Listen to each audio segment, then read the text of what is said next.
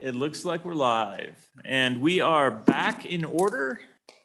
Committee, we left off before lunch with discussion of digital identity and the rather comprehensive legislation based on the Colorado Privacy Act. And at this point in time, we are taking public comment. Before we, I'm gonna just check, is she not here? Nope, she looks like she's gone. I can't see behind the pillars, but before we get to public comment, committee, any comments before we get to public comment, or staff, anything that we need to address before we dive back in? All right, then with that, let's go to public comment in the room, and come on up. As always, introduce yourself, welcome, and appreciate hearing from you. Good afternoon. Jason Hendricks, Chief Government Relations Officer with Range. We are a broadband provider in a number of areas in the state, and a telecommunications carrier. So big bill, haven't had a lot of time to go through it in a whole lot of details, having our attorney work through it. And so expect to have more comments in the January meeting, but some initial thoughts on some of the items in the bill. There's a question, well, I guess, let me back up a second.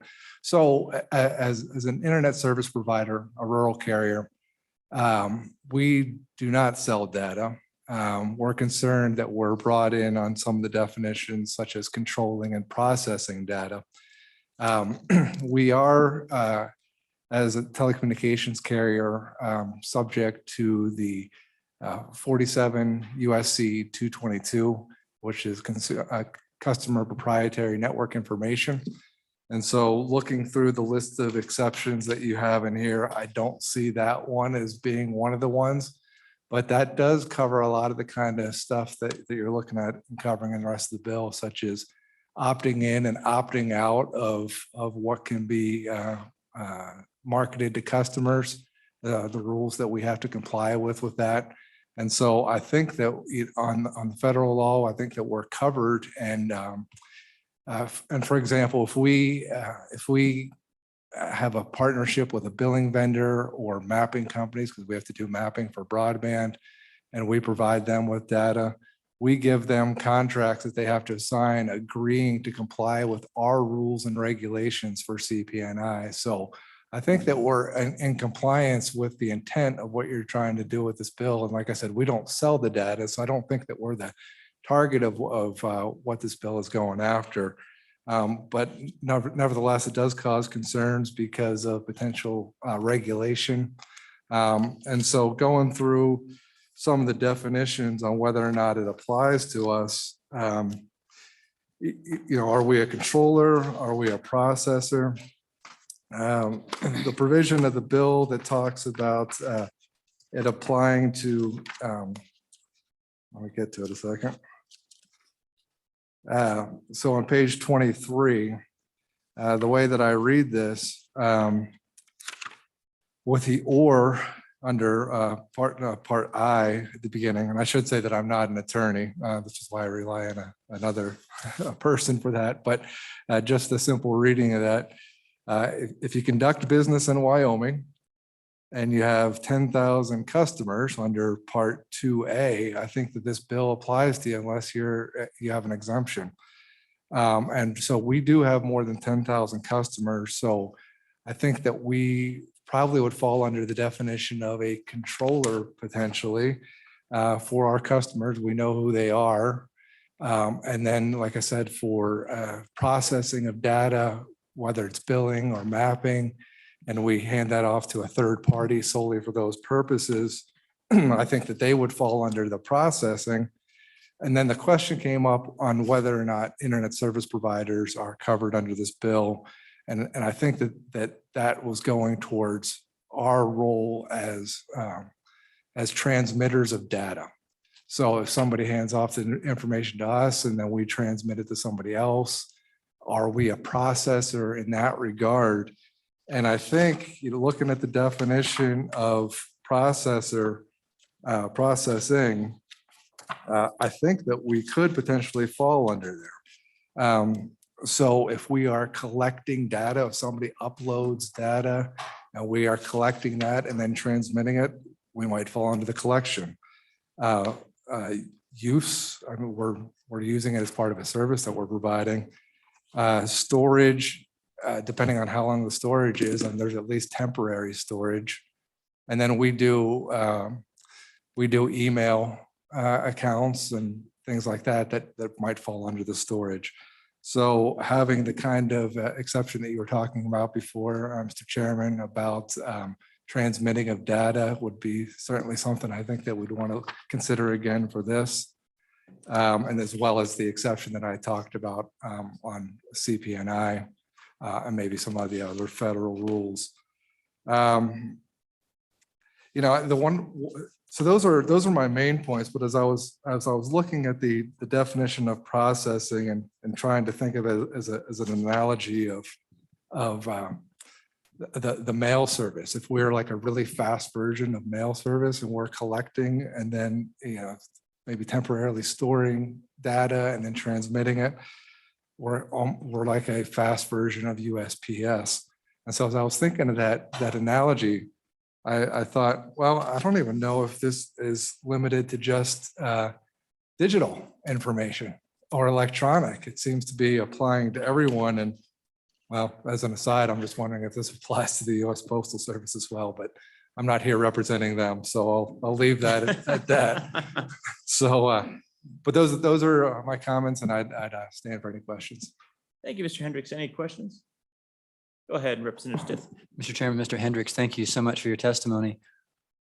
How would you like to see the definition of either process or processor changed to make this acceptable to your organization? Go ahead, Mr. Hendricks. Thank you, Mr. Chairman. Representative Stiff. Again, with a caveat that I have to work on this with the with our attorney to make sure that we get this right. And so would certainly come back with a better definition the next time. But one way to do that is to at least clarify what it's not. And so if it's not transmitting of data, then that should be clear.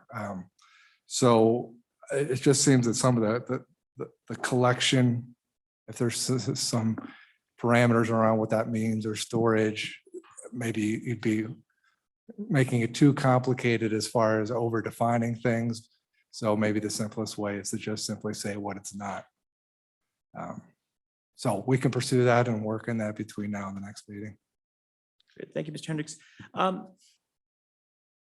Obviously, these definitions are taken from Colorado, which I think is nearly identical to Virginia, except for some of the opt-in, opt-out. My curiosity, do you operate in Colorado at all? Yeah, Mr. Chairman, we do have a little bit of operations in Colorado, very small at this point. But the exemption in Colorado is 100,000 customers. And so we don't meet that threshold.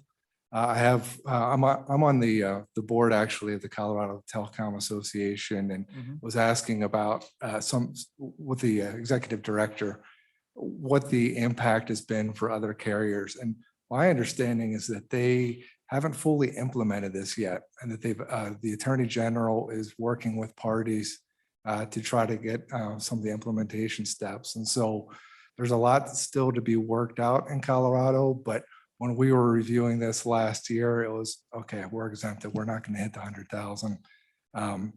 For here in Wyoming, the 10,000, we have more than 10,000 customers. So we're already above that.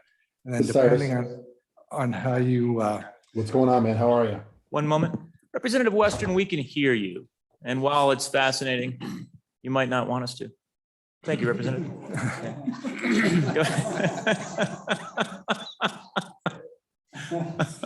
Go ahead, Mr. Hendricks.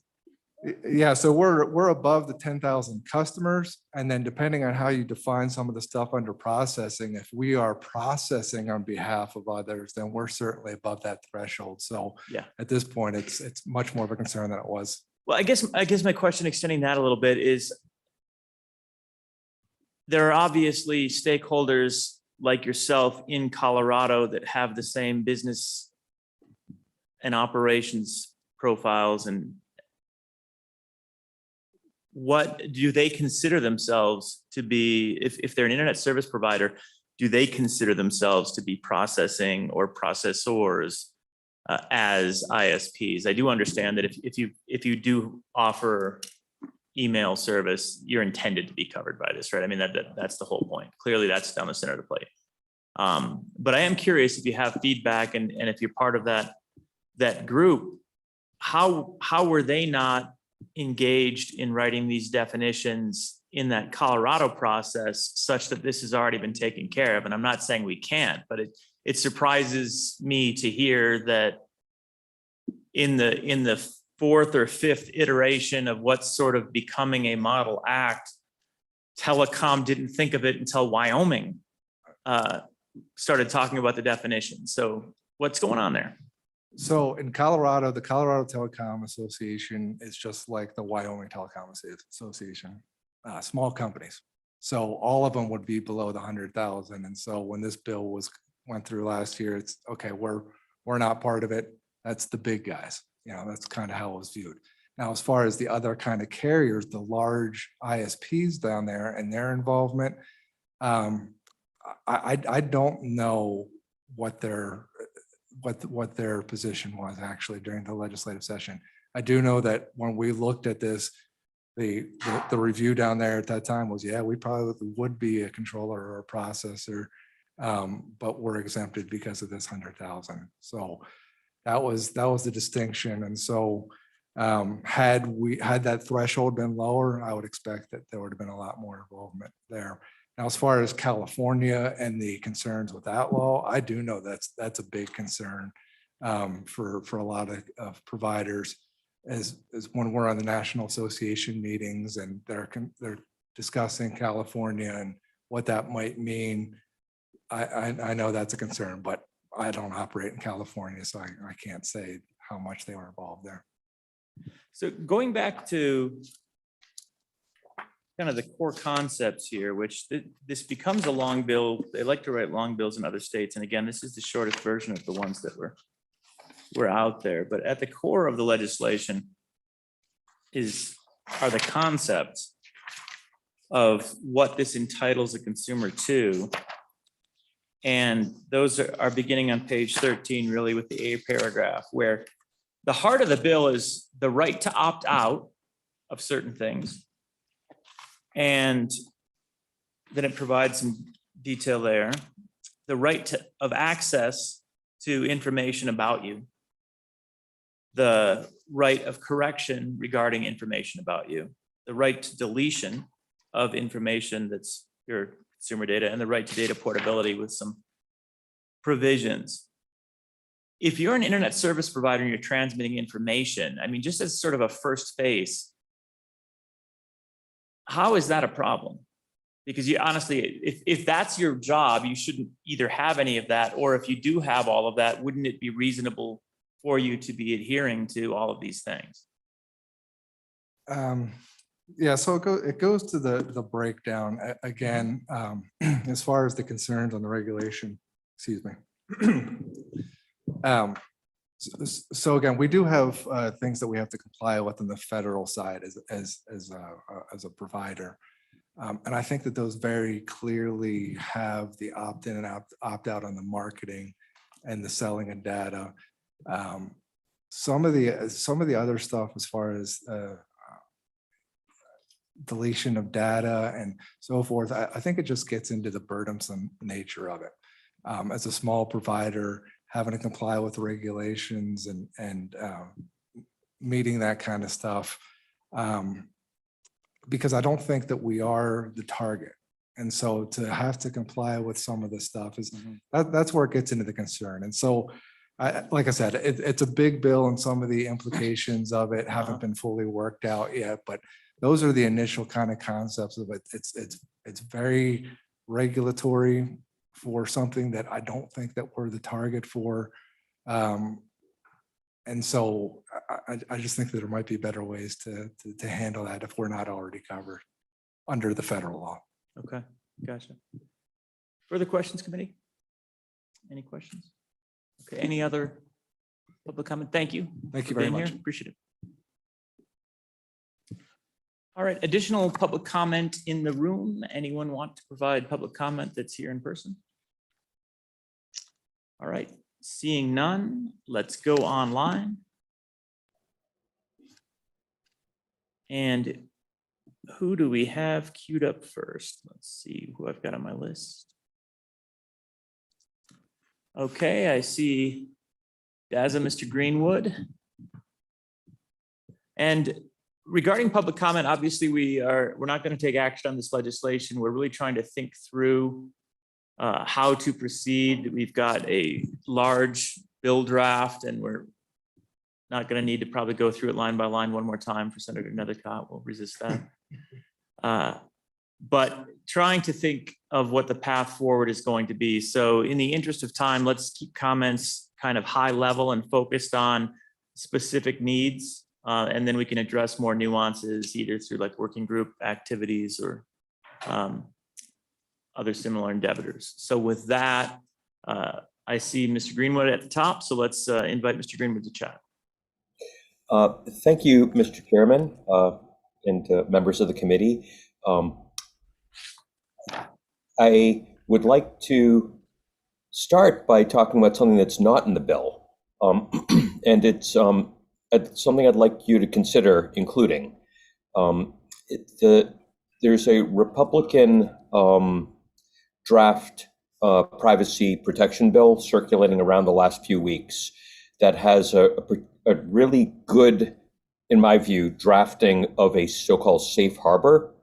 And the safe harbors are language that would permit industry to come up with a self-regulatory approach to meeting certain requirements, like the requirements listed in the statute. And then the safe harbor would operate such that if there's a independent certification or body that's recognized by the state that can show that a company's in compliance with those standards, and that the standards meet or exceed the requirements in the statute, then the companies would be deemed to be in compliance with the requirements of the statute. Or there's different ways to do that last part. What I just described is pretty close to the Republican bill. You could also step back from that to make it like a rebuttable presumption of compliance or something like that. But the basic concept I want to put forward is the idea of including a safe harbor that focuses on industry self-regulatory standards that with objective compliance and certification. And I think that would be, well, first of all, I think that would help with some of the language where, such as relying on the concept of commercially reasonable measures for authentication, and in other parts of the statute, it can be really hard to to pin down what's commercially reasonable in areas like this. And more to the point, generally having standard approaches, I think, are useful, and the detail helps the consumer when it's standardized, so that they can use the same kinds of patterns, and it can evolve, as needed, based on agreement by parties that are evolving the standards. So that's my first comment, and I've got two other comments if I'm permitted. Yeah, Mr. Greenwood, quickly on that, see if there's any questions on it, but I do have one. Where were you seeing this so that we can take a look at it? Is this federal legislation that's circulating? Yes. And who is Prime on it? Excuse me? Who's the lead? What legislator or legislators are working on it? I can get back to you on it, but it's I can't. I forgot who they were, but the shorthand is CODA, or it could be cited as Control Our Data Act. Okay, gotcha. I've seen that. Okay. Yeah, so that one. And, Okay. I'm not making any statement about the other provisions of the Sure. act, but the safe harbor one really caught my eye. I've seen this work in other areas, and it might be a real good fit here. Gotcha. Thank you. Go ahead with the other two. Thank you. So the part of the statute on page 20 of the draft, rather, on page 22, lines 2 through 8, dealing with including the concept of personal digital identity as a means for individuals to exercise their rights through. The part I'm talking about says all consumers' rights specified in the rights, like to delete or access or do not sell, shall be applicable to a consumer's personal digital identity with any action taken or request made through a World Wide Web Consortium. Standards compliant personal digital identity shall be construed as a direct action or request. Sorry, I think I missed a couple words there, but that's the section I'm describing.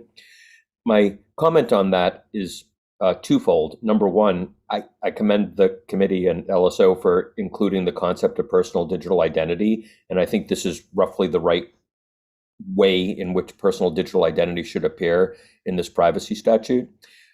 However, I would like to suggest more thinking about how to connect it to standards. Right now, it's tied to a World Wide Web Consortium standards compliant personal digital identity, but it raises questions about which of the World Wide Web Consortium standards and which version of them and compliant according to who, and is that the only set of standards that we think is appropriate to show that you have a personal digital identity or organizational? I don't think so. I think there are other ways to do it, especially in the life of the statute. And there's some constriction in just incorporating one standards organization there. Now, having said that, I'm not necessarily against it, but I just think it may require some further thinking. And to their credit, World Wide Web Consortium does have decentralized identifiers and verifiable claims, which is where I assume this language is heading toward. So it's not unrealistic. I would suggest looking at it more closely to make sure that it's flexible enough, and on the one hand, for other technologies and standards, but on the other hand, that it's specific enough. If you want to incorporate a particular standard, you should name it and incorporate it by reference, as opposed to just naming the standards organization. That's my second comment. Thank you. Any questions? Okay, please continue. Thank you.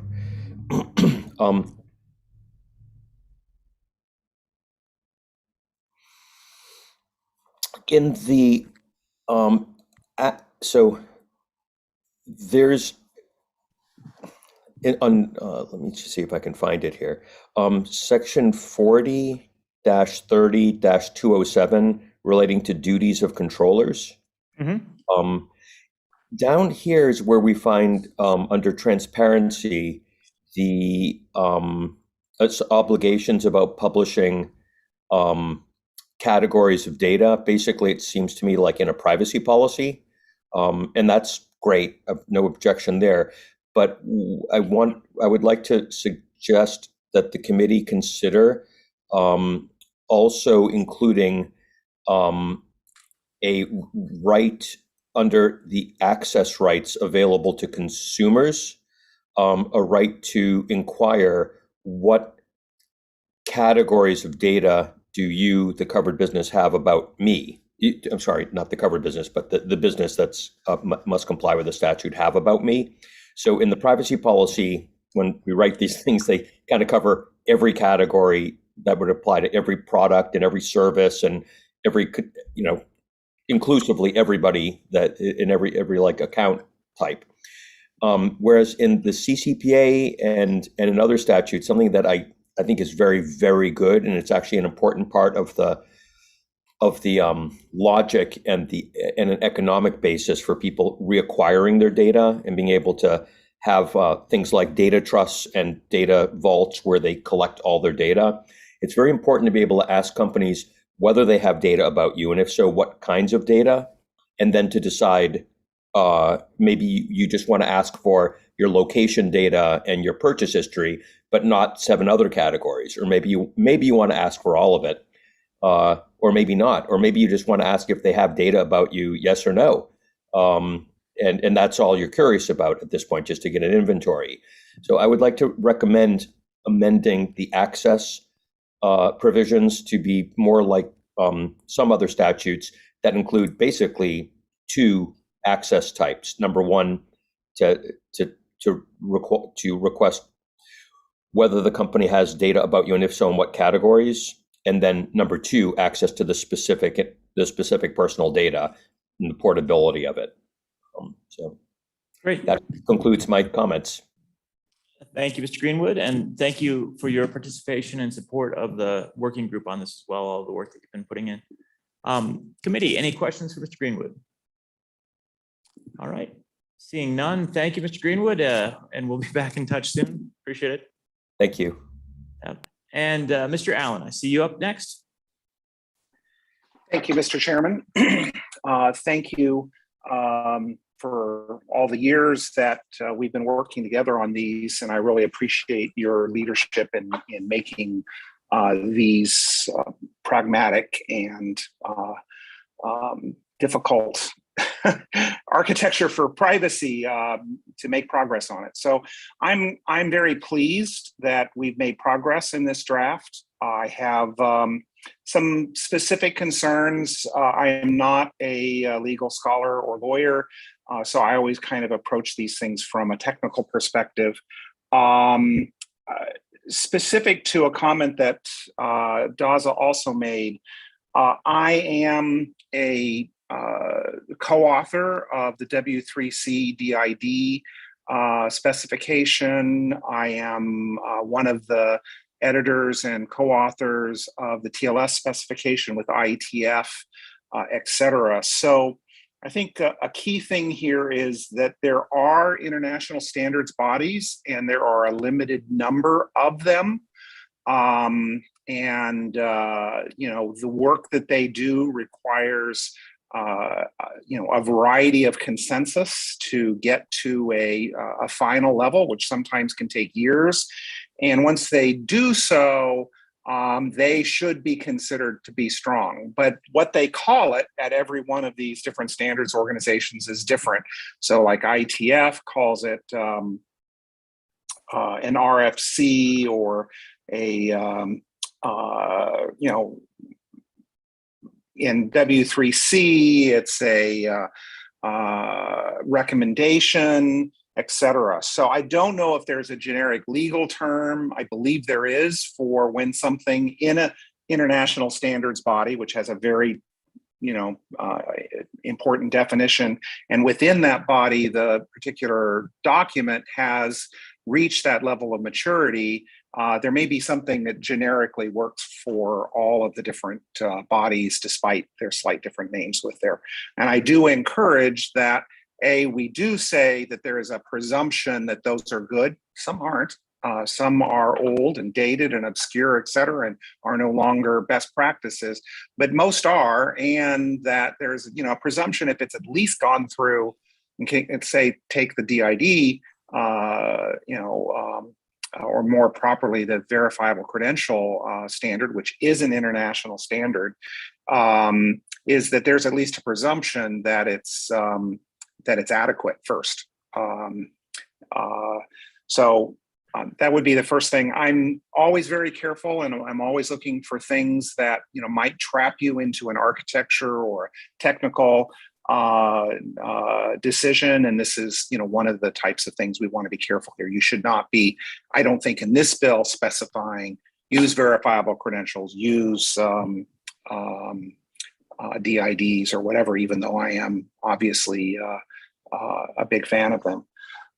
In regards to the representative from the ISP and his testimony, I have some sympathy for the small ISP, but I also clearly feel like they fall into the risk area.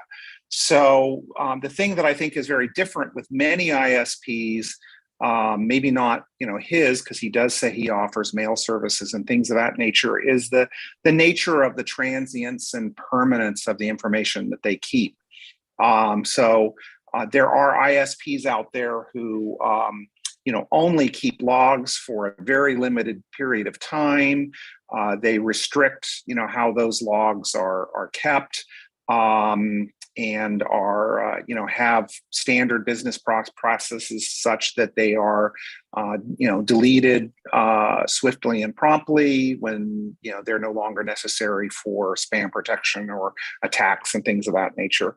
So I haven't quite figured out in this bill where the difference between that transient personal data that is being kept for very briefly to prevent spam or protect the user is different from the more permanent storage and the risks of that getting into other people's hands or being sold, et cetera. So I'd like to see some clarity on that because I couldn't find it. That's it for me on this pass. I'll probably have more at the January session.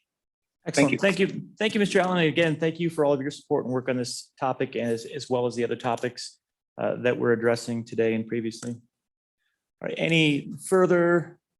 I see Brendan up there. Okay, Brendan, we could get you on, and I'm gonna just reiterate that we want to everyone, we've got a few more, I think 4 more people. We want to be high level because we are about a half hour behind at this point in time.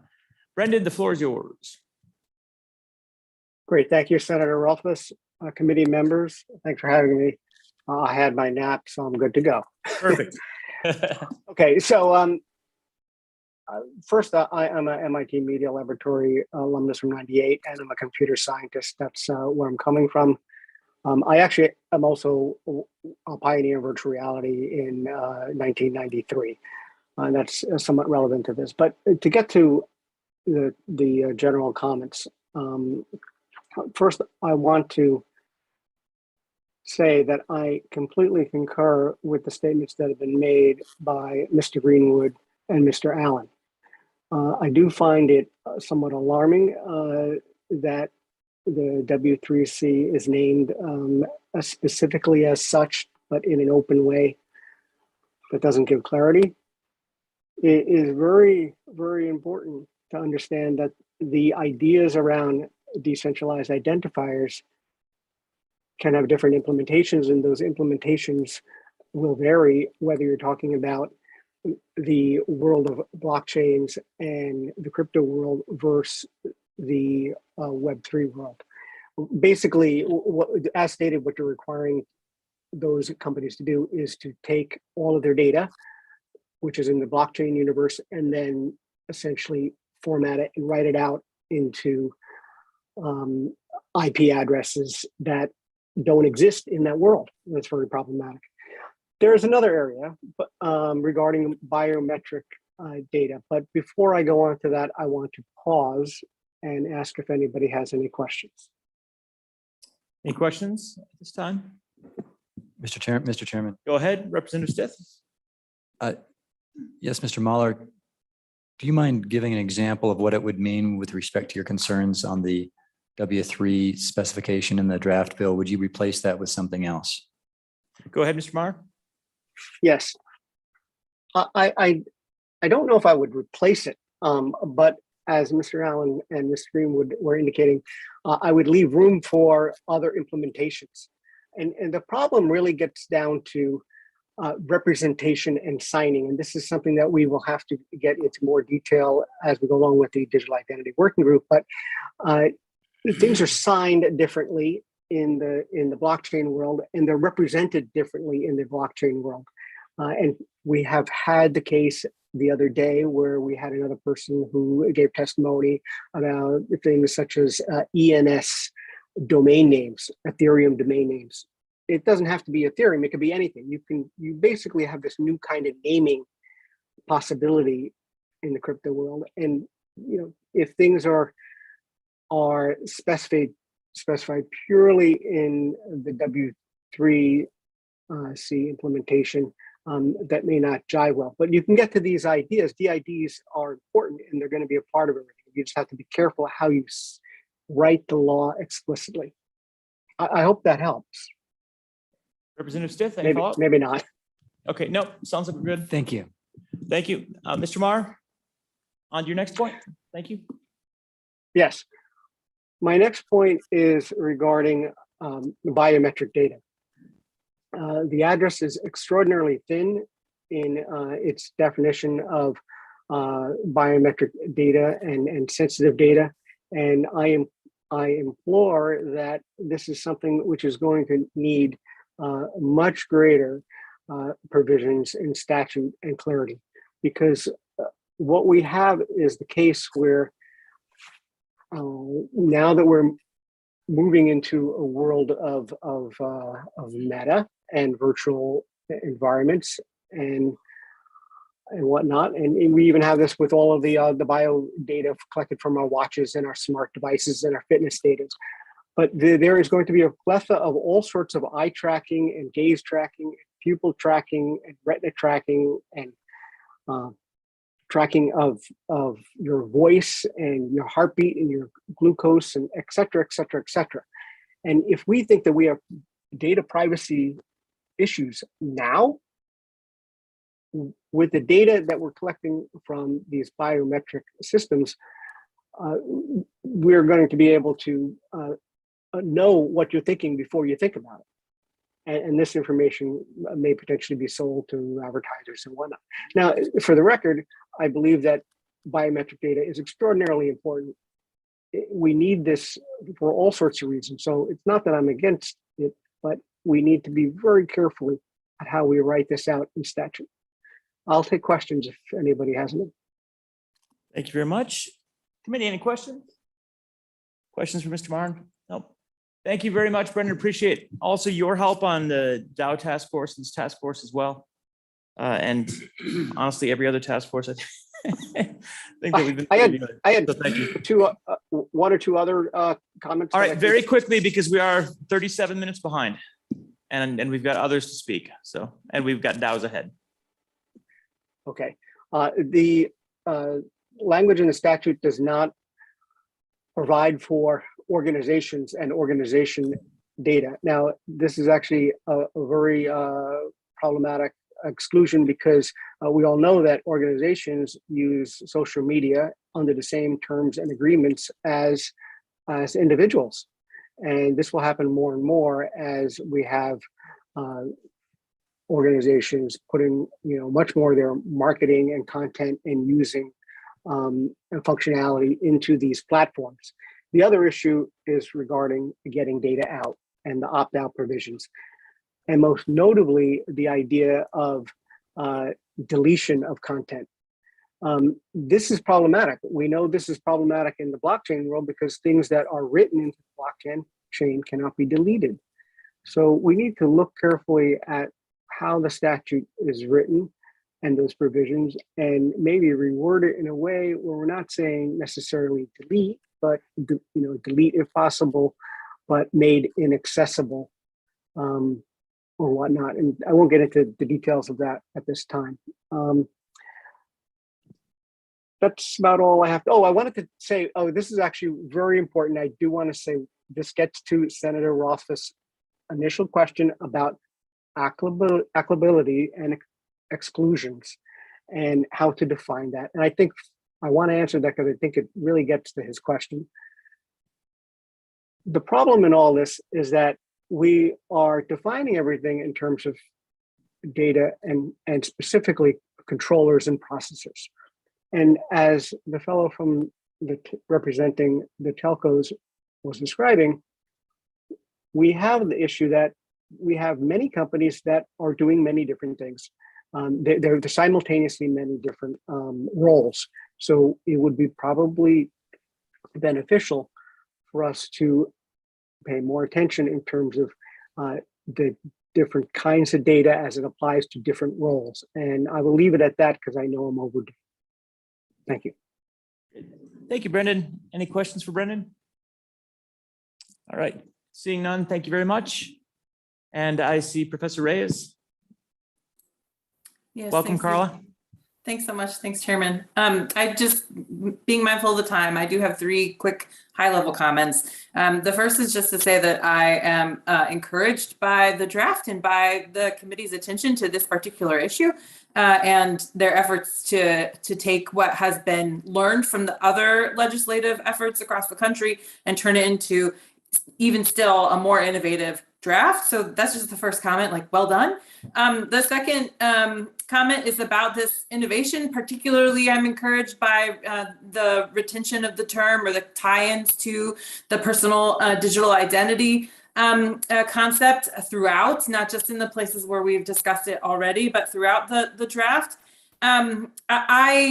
With that in mind and following up on what Mr. Mayor just discussed, I would encourage the committee to consider related provisions or mirror provisions, or even, and it may be that it's because the data and the use of the data is slightly different, that we might want a separate article specifically dealing with organizational digital identity and data related there too. But I do hope that the committee would continue to pursue or explore similar protections for businesses in that regard. And then lastly, I just want to return to the idea of the personal right of action. I think we heard from someone before the lunch break that would encourage the committee to excise that provision.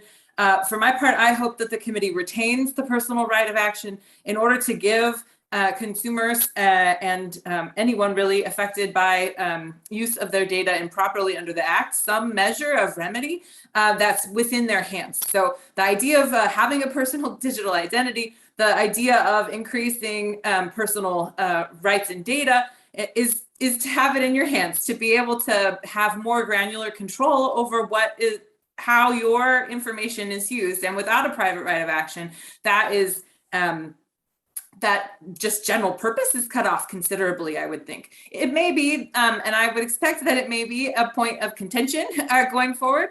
And it may be that the committee might consider that it's not a blanket private right of action, but maybe there's a burden of proof requirement or something that could be put into the act to allay concerns like the one we heard earlier about just having a blanket access to the courts, something to maybe prevent frivolous consumer lawsuits, for example. But that's just my third sort of high level comment. I do hope that that's retained, even if it is modified slightly to address what are legitimate concerns about frivolous consumer suits in that regard. Thank you.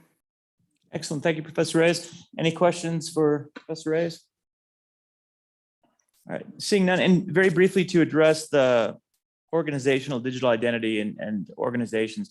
This is something that was discussed. It's a great idea. I think it's something that is necessary. The challenge is, to the extent that it's not already covered by some of the other states' privacy laws, that it's hard for us to step ahead and then expect companies to rewrite their software for the state of Wyoming's requirements. So most everything that's in this statute is also effectively in some way implemented in California and now Virginia and Colorado as well. So it's that challenge for us. If we were of the magnitude of California, we could easily pioneer requirements that don't exist elsewhere.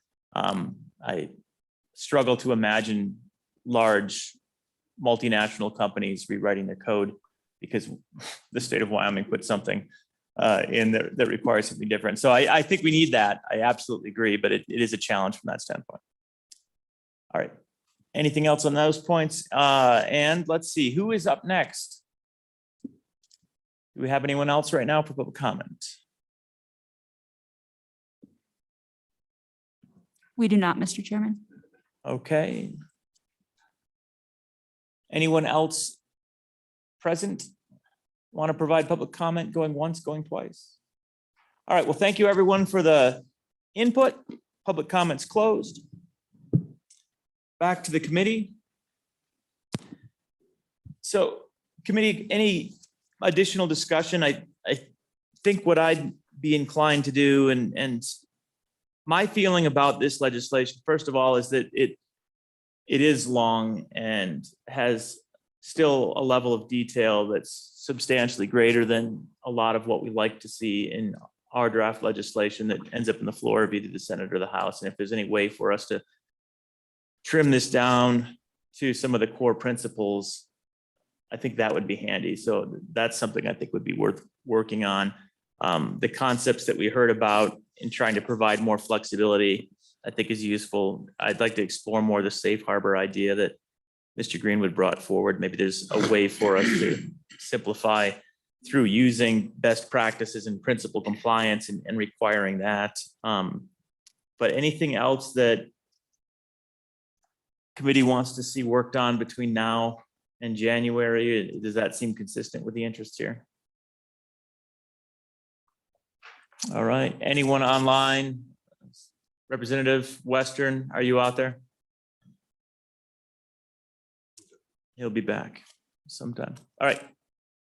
With that, then, we've got some work ahead for until January 24th on this legislation, and hopefully we'll bring something back at that point that meets this interest. I really do have some concerns about some of what's in this bill, although honestly, private right of action is not one of those concerns. Okay. With that, then, we're going to move on to decentralized autonomous organizations, get an update from Mr. Kaufman, and then take some public comment. Again, we won't take action on this bill today. We've still got some work ahead, but I think it's getting to be in great shape. So Mr. Kaufman, with that, can you give us a kind of a high level overview of what's going on, what issues we're working with? And then we do have a current revision of the draft that maybe you can point to some key features of, but we won't need to walk through it, I think, at this point. Just maybe give us the highlights and the key features of where we're at with the working group. Yeah, thank you, Mr. Chairman. So just to refresh everyone's memory from last time, following up from last year, during the session last year, we had some working amendments that kind of got brought to light from the working group. We ran out of time to get those through. So starting this interim, we reintroduced that working draft, and through our working group, we've continued to refine and try to hone those down as much as we can. At the last meeting in Laramie, I think it was, we kind of went through those in detail. There's still a couple of small things that we are ironing out, one of which I want to address with you all, at least put on your radar today. Generally speaking, though, the working group has had very good consensus. There's been some discussion as of late with respect to a few of the fundamental terms we use in the DAO Act. Things even like blockchain and smart contract and how we define them. There's been some concerns raised by some of the technologists that were a little too technology specific and that we might want to broaden that. I certainly don't disagree with that. However, our discussions have largely centered around those definitions being baked pretty deeply at this point into what a lot of this committee's done over the last several years. So that's a much broader conversation than what we're trying to do right now, which is just fix a few of the minor sort of technical deficiencies. So that's where we're at, Mr. Chairman. But I think with respect to this working draft, we're incredibly close. And there's been very good participation and consensus from the working group. Mr. Chairman, you want me to walk through the bill real quickly? Just the highlights of the things that we're working on and change it and planning on changing so that everyone has a sense of where we're at, but we don't need to go through in nuance. That sounds good, Mr. Chairman. So I'll skip page 1 and 2. We discussed the changes on page 2 in detail in Laramie. Nothing has changed since those discussions. Same with the first half of page 3. At the bottom of page 3, smart contract. Again, that is one of those definitions that we might be revisiting here at some point in time. But right now, the definition has not changed really from Laramie. Probably one of the biggest changes I think that we might want to direct the committee's attention to is on page 5. There's a brand new section 1731-105 regarding formation. And so I'll just quickly read this language just so everyone can understand the context. This has to do with forming the DAO LLC and filing the articles of organization with the Secretary of State. So it says if the articles filed pursuant to the subsection does not include a publicly available identifier, And just to refresh everyone's memory, we require DAOs to put in their articles a publicly available identifier to whatever protocol or smart contract they're using or relying on. Then they have, well, let me back up. We've heard from the Secretary of State's office that it's become a practice of some companies and individuals to put sort of a to be determined in that line and not actually designate the publicly available identifier. And so the question arose whether or not the Secretary of State's office has authority to unilaterally reject those. They're obviously not doing quality control checks, nor do they have the ability to on the public identifiers. So what we've built in is sort of a, I guess, a safety mechanism, if you will, that if those individuals don't provide the identifier within 30 days, the Secretary of State can reject the filing. And then the very last sentence of that, to me, is maybe one of the most legally important, and that is the DAO shall be deemed to have not been formed. So we're just saying, look, that's a fundamental policy decision the legislature has made that you have to provide this identifier. If you make a preliminary filing and then you don't follow that up, it's as if the filing never occurred. So that's where that language stands currently. Moving on, I think section 106 we covered in Laramie pretty well. Same with 108. 109, I'll point to just a little bit again, because there has been some confusion and probably our fault. I'll take a lot of the blame actually. In the original language, we sort of left this impression that there were two types of DAOs, that you could either be member managed or algorithmically managed. That was not the intent. They're all member managed LLCs. We wanted to create through policy a requirement that these entities disclose to the extent they can to what extent they're relying on algorithmic means for management. And so just clarifying language there seems to have been some confusion in the larger community about that. Let's see, Mr. Chairman, I'm going to jump all the way down now to page 9. This is going to be one of the sections that wanted to draw the committee's attention to, simply an oversight from our meeting in Laramie. So right now, if you look at subsection C, it says any interested party may petition the Secretary of State alleging the existence of any of the factors that we set forth. And we've set forth in the statute a number of factors that if they occur, the entity is eligible for dissolution. Right now, this mechanism resides with the Secretary of State's office. And you might recall we had a discussion in Laramie about the fact that Secretary of State's not really charged or authorized with sort of that fact-finding ability like a court is. And so we changed it in one other part of the statute, but we didn't change it in this part of the statute. So I have a simple amendment to clean that up, but we need to change that to either the Chancery Court or an appropriate state district court as opposed to the Secretary of State. Again, I think the mechanism will be the same. It's just changing the course of relief from filing that with the Secretary of State's office to a court. Mr. Chairman, I think that's pretty much it. All right, any questions? There's a little more work ahead. And again, here, there are a lot of issues that are under discussion, much broader.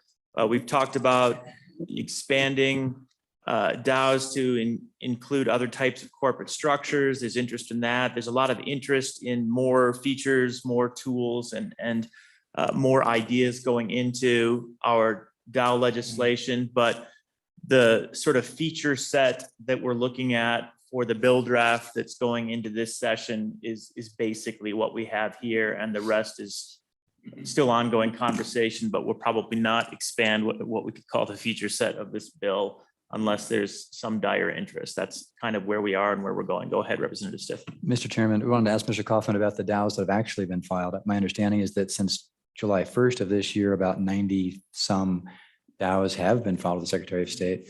Of those, have most of those been putting the publicly available identifier right there in their initial filing, or do you know? Mr. Coppin, go ahead. Yeah, Mr. Chairman, I'm afraid I don't know a real good answer to that. The last number I heard, I think we're closer to 150 DAOs, if I'm not mistaken, or somewhere thereabouts. Yeah, I don't have a good sense of how many are putting a placeholder.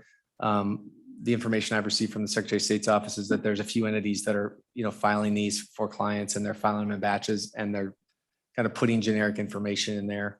And of course, their concern is, what do we do about that? Because we can't really quality control check that. But I get the sense that a lot of them are following the rules and putting in the identifier. Thank you. Any follow-up? And I'll just note there's tremendous interest in the Dow legislation, not just within the state, but nationally and globally. So we've had a lot of new engagement as a result of that, which is helping us to understand where we need to go and how to expand that feature set. Go ahead, Mr. Yeah, Kaufman. Mr. Chairman, just in closing, I think I wanted to maybe set the stage for the committee that while I'm incredibly excited about this, I think this is one of those pieces of legislation that we don't know yet what we don't know. And this is going to continue to evolve. And I'm sure we'll hear some public testimony from folks that know a lot more about the technology side of things than I do. I have no doubt that we're going to have to continue to tweak this and, gravitate towards more technology neutral language as that's available. Mr. Chairman, what you and I have been talking about is we have to do that, of course, within the confines of what Wyoming has already done. And Right. we have to do that in a measured way. But I fully expect as the law develops around this, I'm of course, a lawyer would say this, but I'm excited for litigation involving DAOs because we're gonna need some court decisions to help shape, how some of these provisions are going to play out and the rights of these DAO members. So we've got a lot of work, but we're breaking brand new ground here with this. So, And if you're out there listening and you're thinking, what flavor of law should I study? I have a great idea for you. Senator Nethercott. Mr. Chairman, it's my recollection that your whole goal with the DAO was to eliminate lawyers. It didn't work, did it? No, No, it didn't. no, and now we I don't are think it's seeking gonna- their guidance. I don't think it's going to work. Yeah. I'm surrounded by them. All right, well, we'll keep trying. Okay, committee, anything else?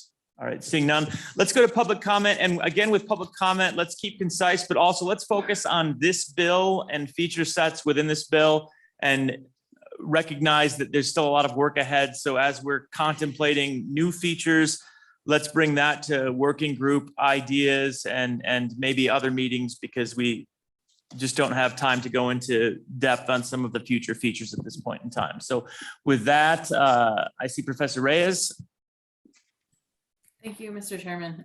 So I have, again, in the interest of time, I'll try and keep my comments brief and high level, but just to follow on to Mr. Kaufman's comments about the technology neutrality necessary in the bill, I would wholeheartedly be in favor and encourage the committee to continue to look at those terms, specifically the two that he mentioned, blockchain and smart contracts, understanding full well that it's complicated for you because of how it plays into your other statutes. But I think that my comment would be similar in the context of those other statutes as well, if I'm frank.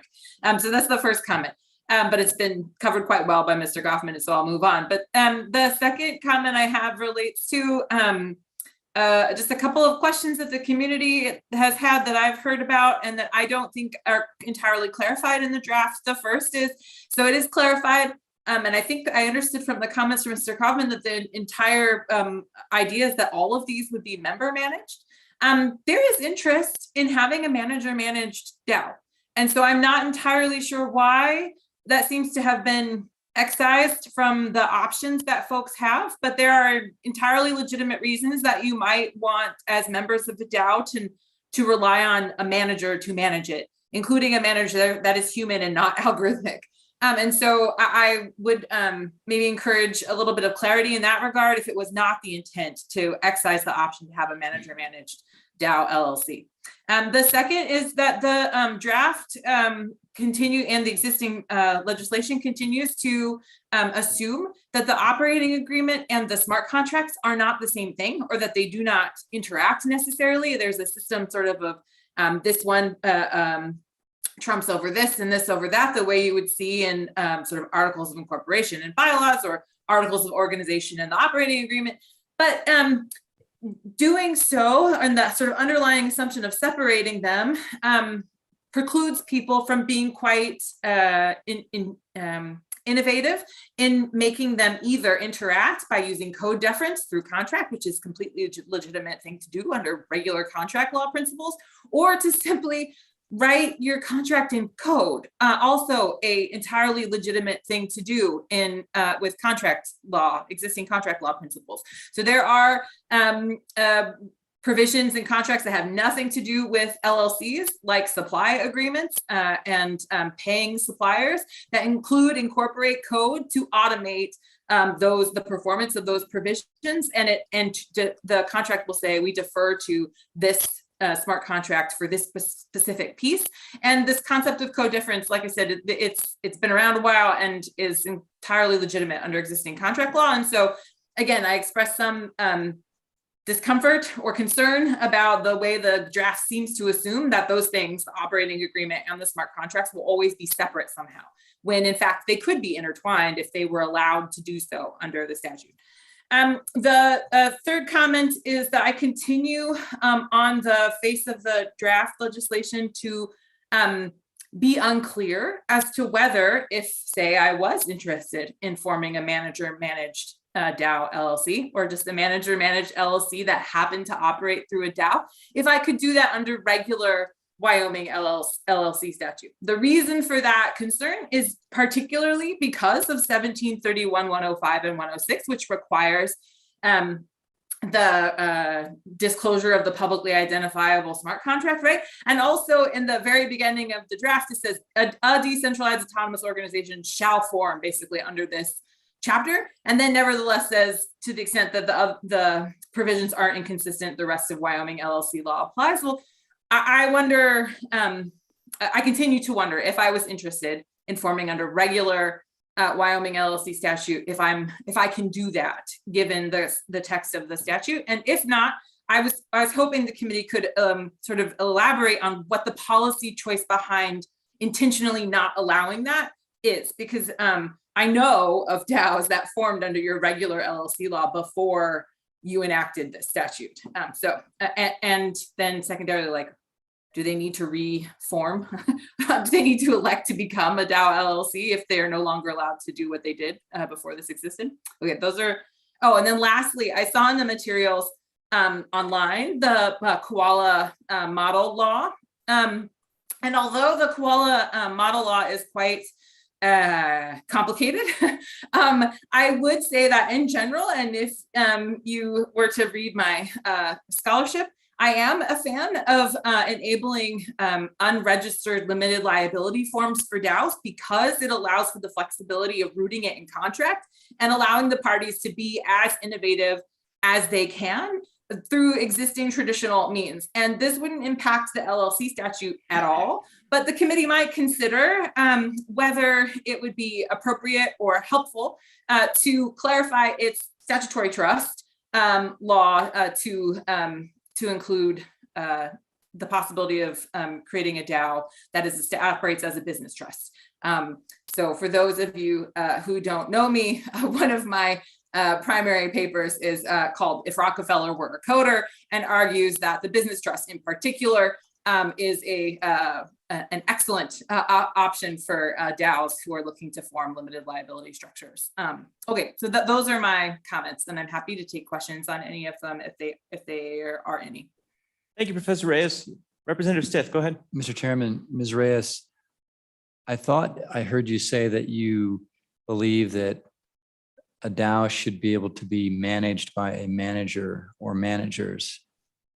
And what puzzles me about that is it seems that if you have a manager managing an organization, it's no longer decentralized and it's no longer autonomous. So how would it still be a DAO if there's one person making all the decisions? Professor Reyes, go ahead.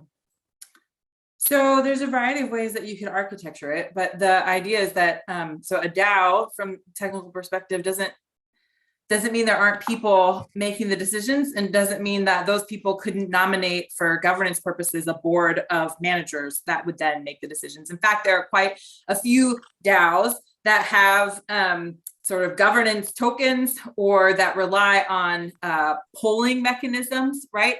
That then inform where the members generally take a poll and vote, right? And then that vote informs those that actually take the decisions. Often, frankly, this is a interim step, as DAOs often start quite centralized, especially big ones, start quite centralized, right? And then start to increasingly move their governance decentralized across time.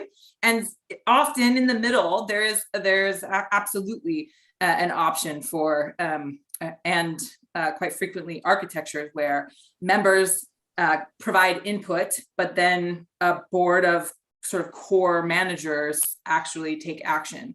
And further, I'm not sure. So if I think about it the other way, so I'm a business law professor. If I think about it the other way, thinking about LLCs, I'm not sure why it would be inappropriate for an LLC, manager managed or otherwise, to simply operate through code, if that's the coordinating mechanism for activity that they wish to use, instead of like having a building with people in it that talk to each other. So operating through decentralized computer code on a blockchain isn't that different than like just getting on Zoom and coordinating virtually some other way. And I'm not sure if I'm making sense, but in my view, a DAO doesn't have to be autonomous, fully operating algorithmically. And I do think that the statute sort of elevates that view of DAOs, that they are what Professor Lepucki might call algorithmic entities, where there's no people involved. Generally speaking, DAOs often have people involved, making decisions, voting on decisions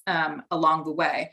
And the member managed part of that takes care of that. But for a very, very large one, it's not uncommon for folks to say, to join a higher level of actors, which we might call managers, like a board of managers, by say their tokens, right, to become a manager. So an example of that that's quite clear in practice, but that is not a Wyoming LLC, and sadly for my part, also not a US business trust, it's a New Zealand business trust, is the Dash DAO. So the Dash DAO, the folks that make, everybody has Dash tokens, right? So you're all part of the DAO, but the folks that make the decisions stake their Dash and they're the ones that have the voting rights to take action on behalf of the DAO. And then they have elected, because they're a business trust, they have elected to have a trustee who interfaces with the world. But so the point being that architecture isn't unusual in real life.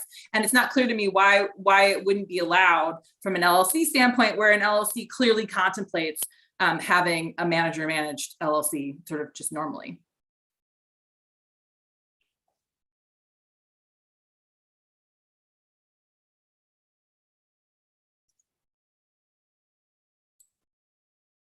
I have lost audio. My apologies, that was me. No.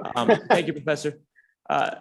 One thing that I think we did intend in this draft was to clarify that there's nothing in the DAO supplement should prohibit interpretation that you can use the traditional LLC if that's more advantageous to you. And we didn't include it in this draft, but we actually intended to based on that comment from your previous working group with you. So apologies for that not being in there. And David, if you'd take note of that, just to clarify, so that there's no ambiguity there.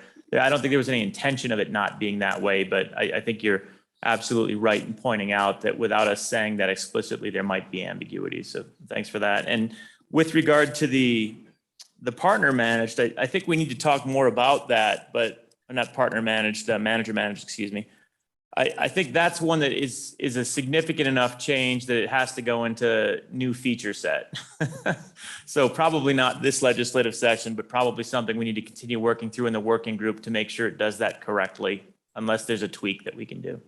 Just Go ahead for a response. Yep, go ahead. Yeah, for what it's worth, I'd say that if you're going to clarify that the regular LLC statute you could use, then clearly you could have a DAO that is manager managed, because there's no reason you couldn't do that under the regular LLC statute. Correct. So whether it's a tweak or a big change for the language of this one, I'm not sure, but the obvious thing that you would do by saying you could go forth under the regular LLC statute is enable exactly that.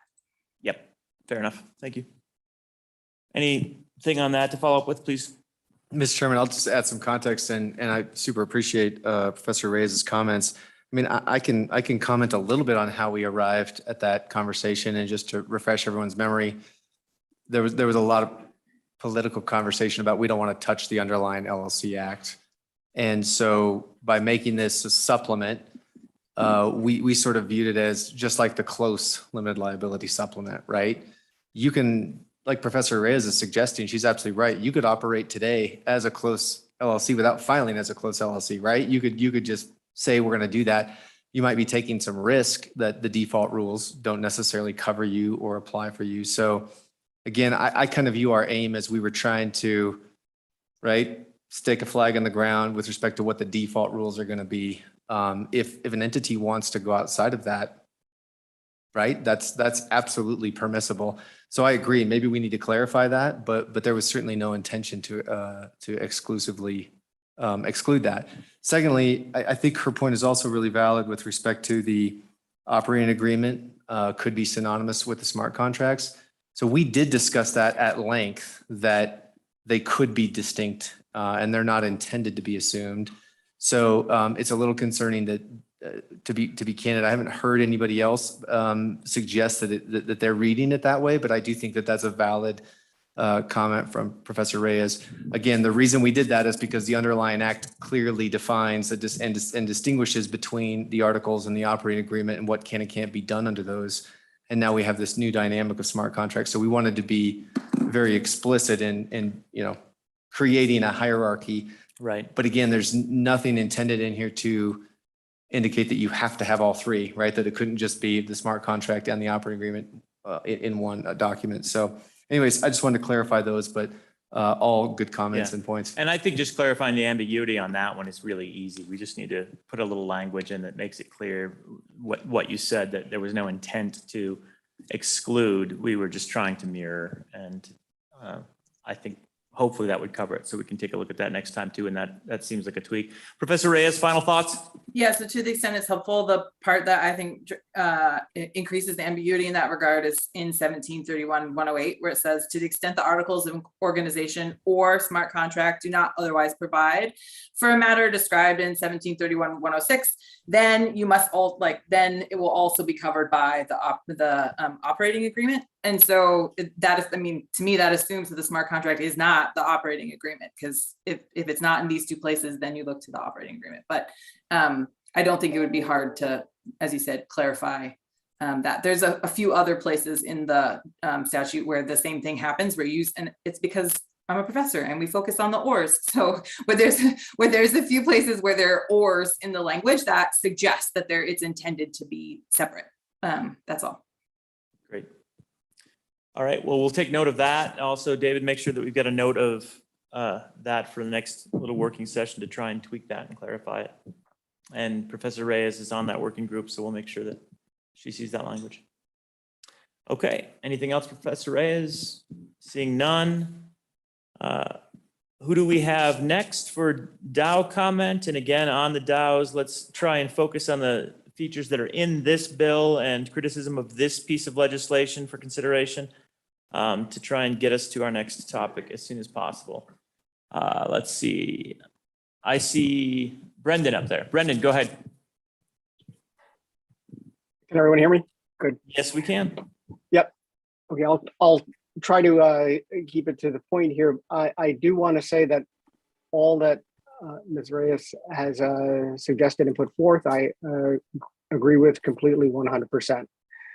I wanted to shed some light on while it's not exactly in this, the manager managed, there is definitely going to be a need for that. Quickly, the idea of using a statutory trust and its series ability offers potentially a whole new avenue for being able to legally engineer these out. But I want to getting to what we discussed in this last session, the sticking points that we had regarding a smart contract and definitions. And it gets to the issues of signing and specifically what's been talked about here regarding this idea of a public identifier, because we keep throwing these things around and we're not quite understanding them. And it's important. So when we talk about a public identifier regarding a smart contract, what we're talking about is the representation of the public ID for that smart contract. But more specifically, it's the representation of formality wise, a 0x and then a bunch of alphanumeric characters after that. What that actually is a essentially a representation of a random number and formatted in a certain way, which represents a key. So these ideas, as Mr. Kaufman has said, and I will stop after saying this, is that yes, the smart contract, the representation of where that is on a blockchain, the signing of it, all these things are the same thing. And that's the important thing that we will need to resolve going forward. That's all I have to say at this time. Thank you, Mr. Maher. Any questions for Mr. Maher? And yeah, I mean, this gets into our technology neutrality discussion and looking at more tech neutral approaches to the word smart contract, trying to get away from just being blockchain. There's a lot of, I think, work ahead and revision there and looking to some of the work that Carla has been doing, even over on the UCC, looking at electronic record concepts as opposed to smart contracts so that we can generalize. There's a lot of work ahead on that, but that is definitely the next interim. That's a hard one. Okay. Any more? All right. And let's see, who is next on our list then?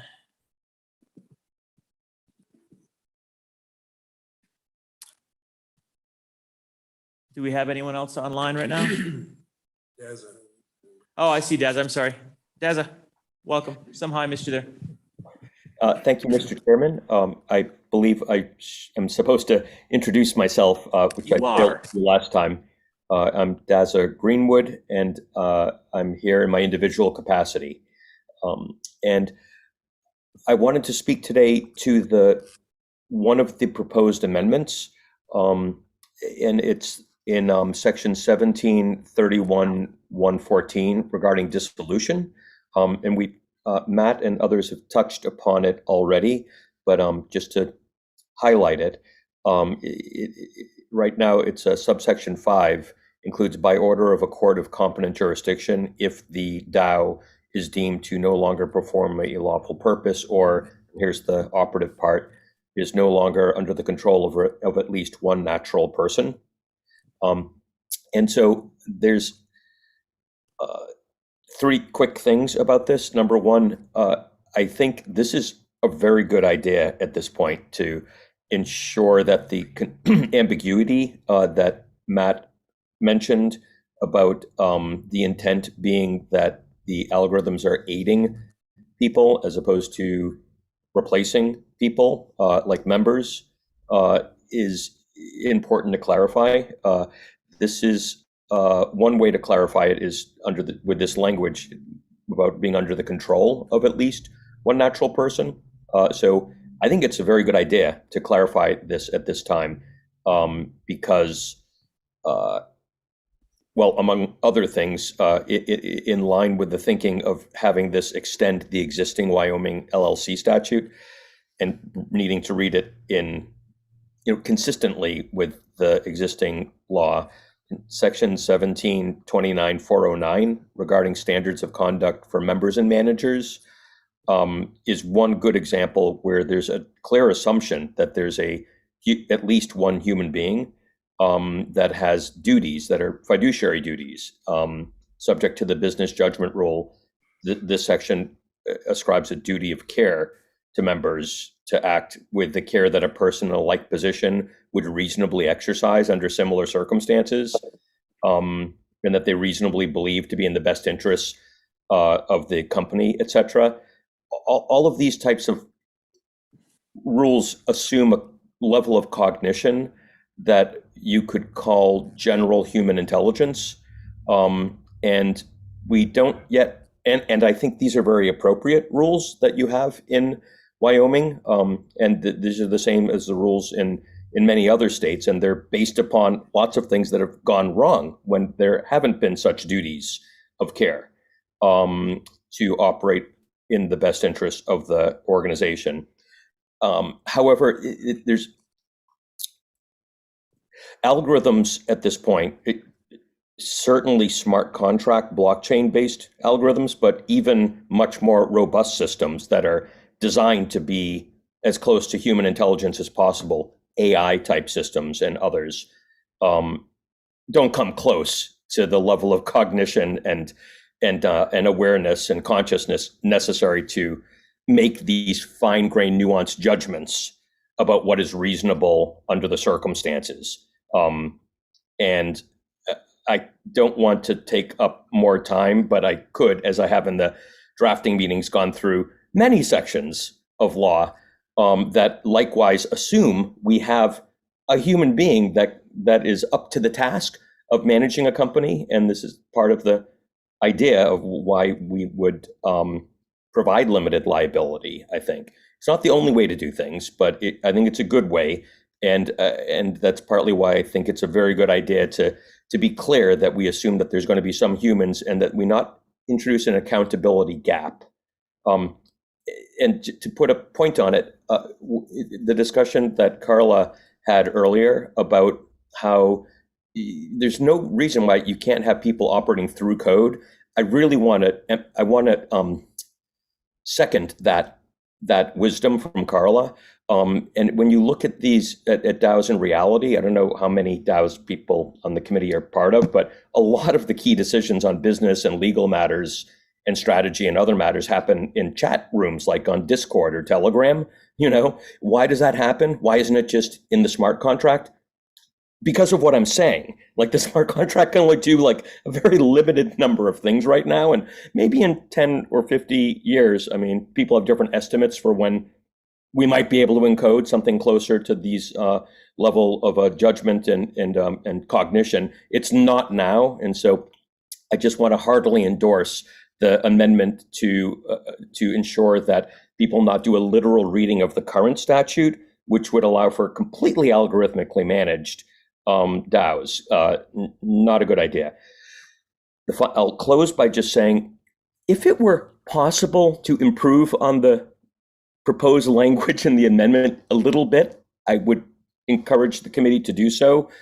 As Carla again has mentioned, it's actually really hard to get a court to dissolve a corporation after the fact. And I might also say, given how important I think it is to have some judgment behind the wheel of these things, I think the right time to inform people creating DAO LLCs is when they're forming it, so that they know this is part of what's expected, not to just form however you want. And then if you get caught, being asleep at the wheel or giving the wheel to a smart contract, then you could be dissolved. It's a little late then. However, if that's the best we can do, because we can't figure out a better way to phrase it, no problem. Stick with the current amendment, because it really is important to include this concept. That concludes my comments. Thank you, Deza. Any questions for Mr. Greenwood? All right, seeing none, thank you very much. And again, appreciate all of your help in working on this. And Mr. Allen, I see you up there. Welcome. Thank you, Mr. Chairman. My name is Christopher Allen with Blockchain Commons. I am a Wyoming domiciled LLC, largely because of these new laws and other work in the digital realm that you've been doing over the course of the last 5 years, I think. I think we're getting, or at least coming close. So I want to first offer my appreciation for that and your continued leadership in this area.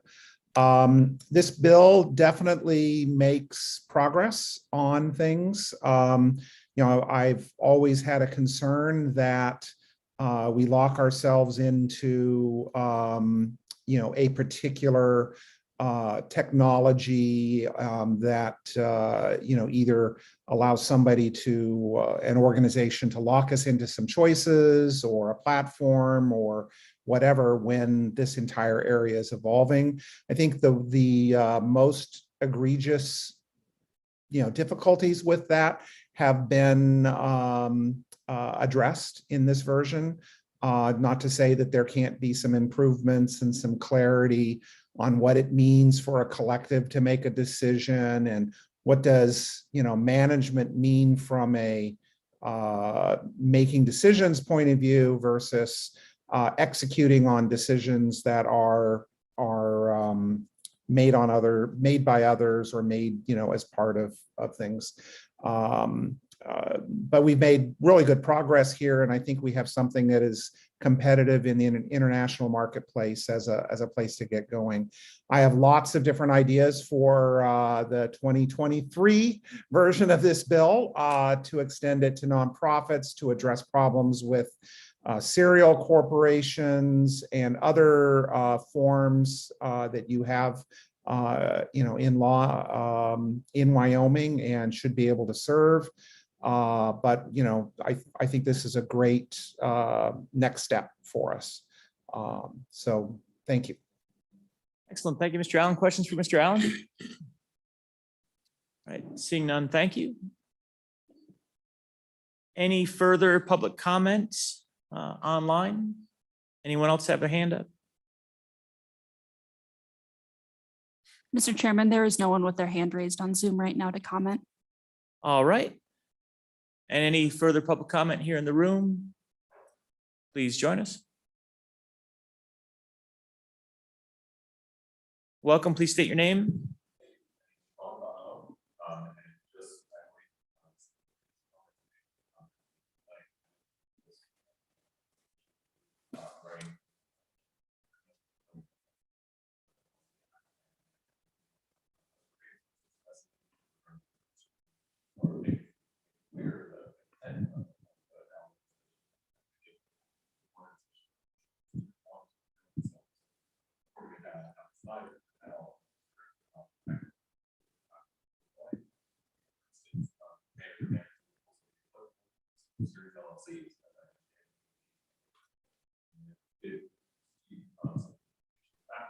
Mr. Chairman.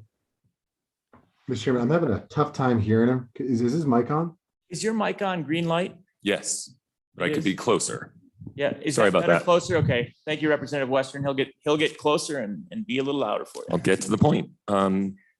So communications that I was made aware of back from the Secretary of State. Quote, additionally, given the nature of DAOs, that entity type would be very different from a series LLC, thus allowing series DAOs would be inconsistent with the DAO Act. I don't know if that was the intent, the original intent of the original legislation. And I believe that there's been some conversations already at prior meetings of this session regarding the very obvious, in my opinion, ability to expand to also include series LLCs for organizations that choose to form under that pathway. And so if there's a quicker method to arrive at that solution by allowing that ability for DAOs to form under the conventional LLC Act, that would be sufficient, I think, to many of those organizations. And that's the extent of my comment. Good. Thank you very much. Any questions, committee? Thank you. Appreciate that. All right. Any further public comment?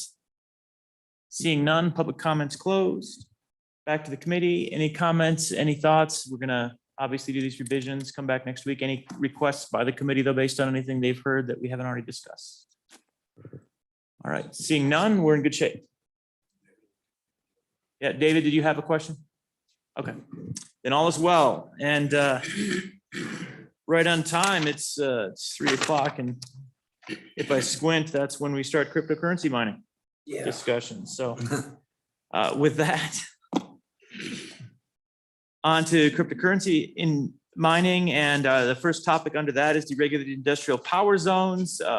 We have some draft legislation for consideration, and David, do you want to come up and walk through that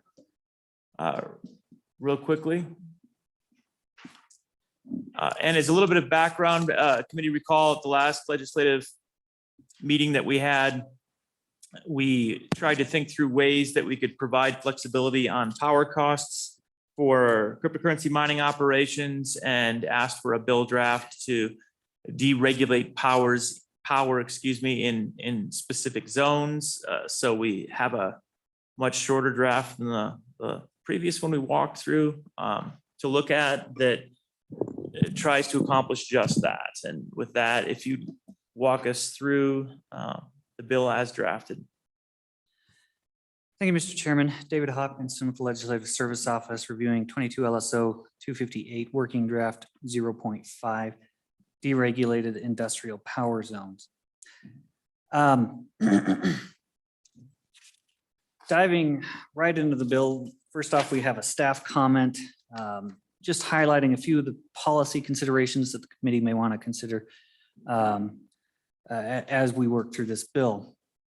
In particular, it discusses some of the specific instances that were made and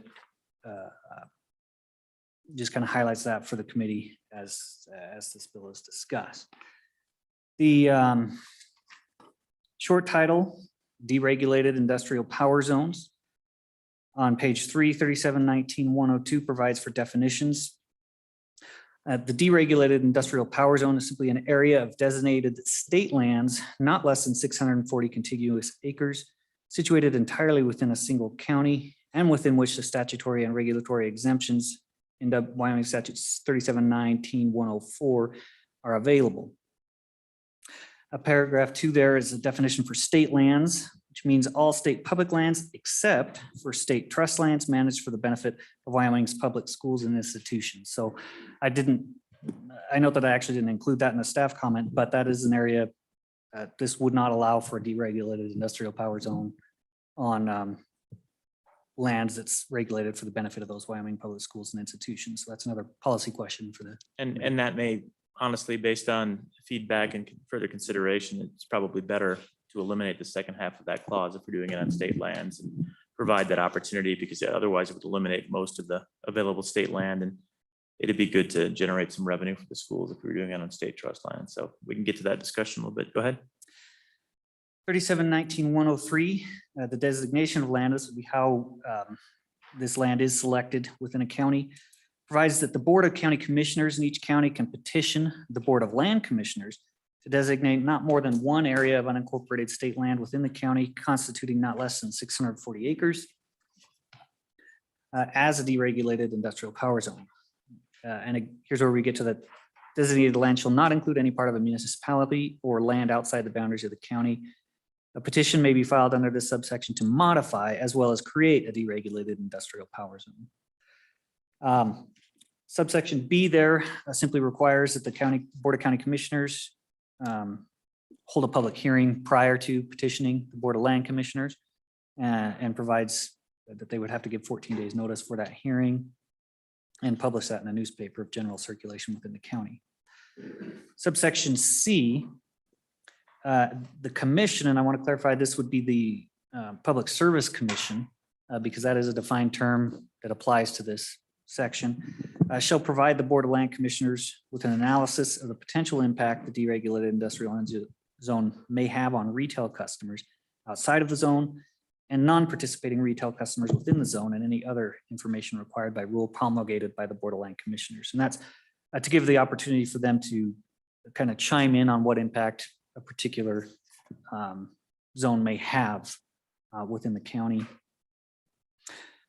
3719-104, and this is where we kind of really, I think, get into what the meat of the bill does.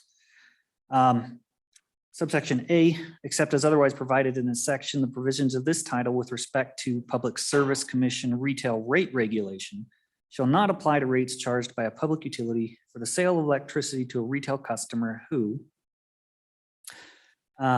consumes the electricity entirely within a deregulated industrial power zone, consumes the electricity for commercial or industrial use,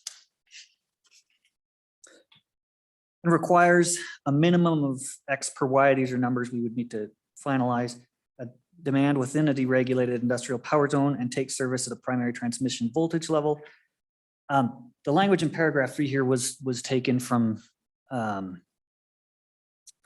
language relating to retiring coal plants that was, I believe, passed last year or the year before. So that may not actually be appropriate. That's something, again, for the committee to consider if that language fits with what we're trying to accomplish. Paragraph 4 is not purchasing the electricity to replace electrical service capacity that existed prior to the establishment of the deregulated industrial zone. So those are kind of 4 things that a potential customer would have to meet or agree to in order to qualify for the exempted rates. And then subsection B provides that except as otherwise provided in this section, the provisions of this title that prohibit the sale of electricity outside a specified service territory shall not apply to a sales to a retail customer within a deregulated industrial power zone who meets the requirements of subsection A of this section. So all those 4 paragraphs up above would be applicable as well for an entity or a public utility to provide service outside of the regular service area, but within that deregulated industrial zone. The subsection C provides some limitations that nothing in this section shall be construed to reduce, modify, eliminate, or otherwise alter any applicable requirements of federal law or any local, state, or federal tax that may be imposed.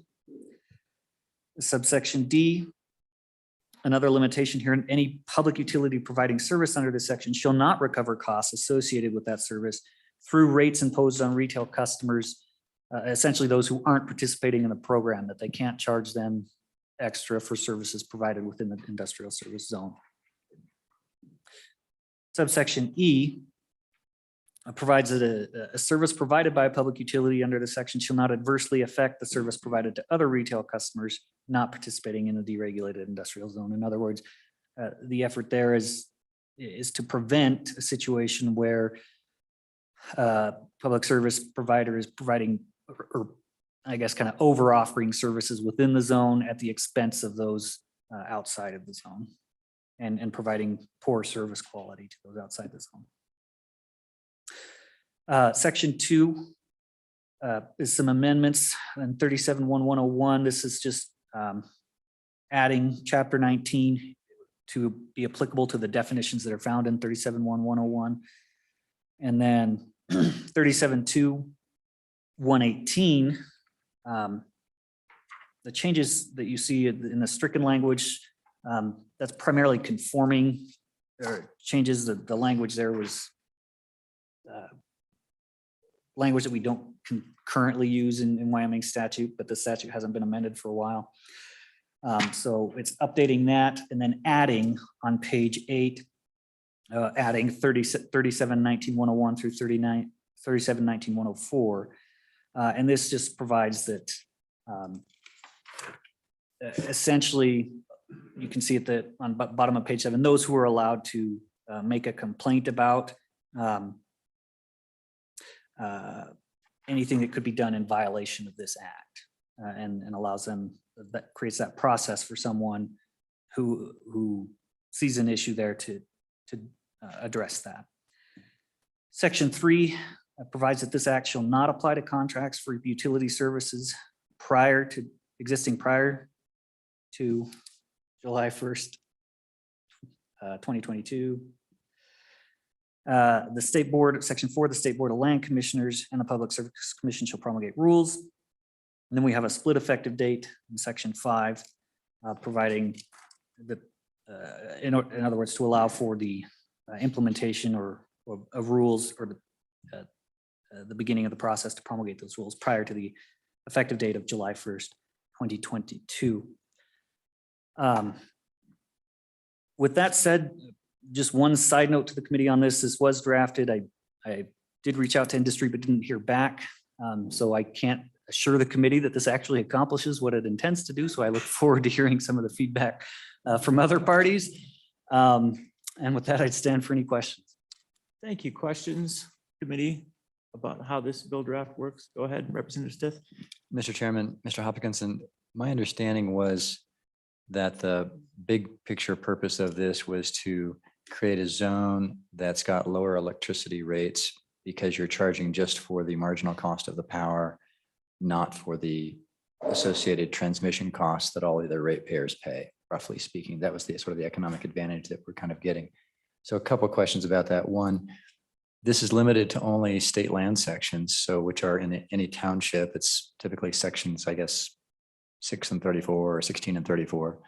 If that's not very close to the power generation place, then, and let's imagine I'm a public utility and I'm not really thrilled about this piece of legislation.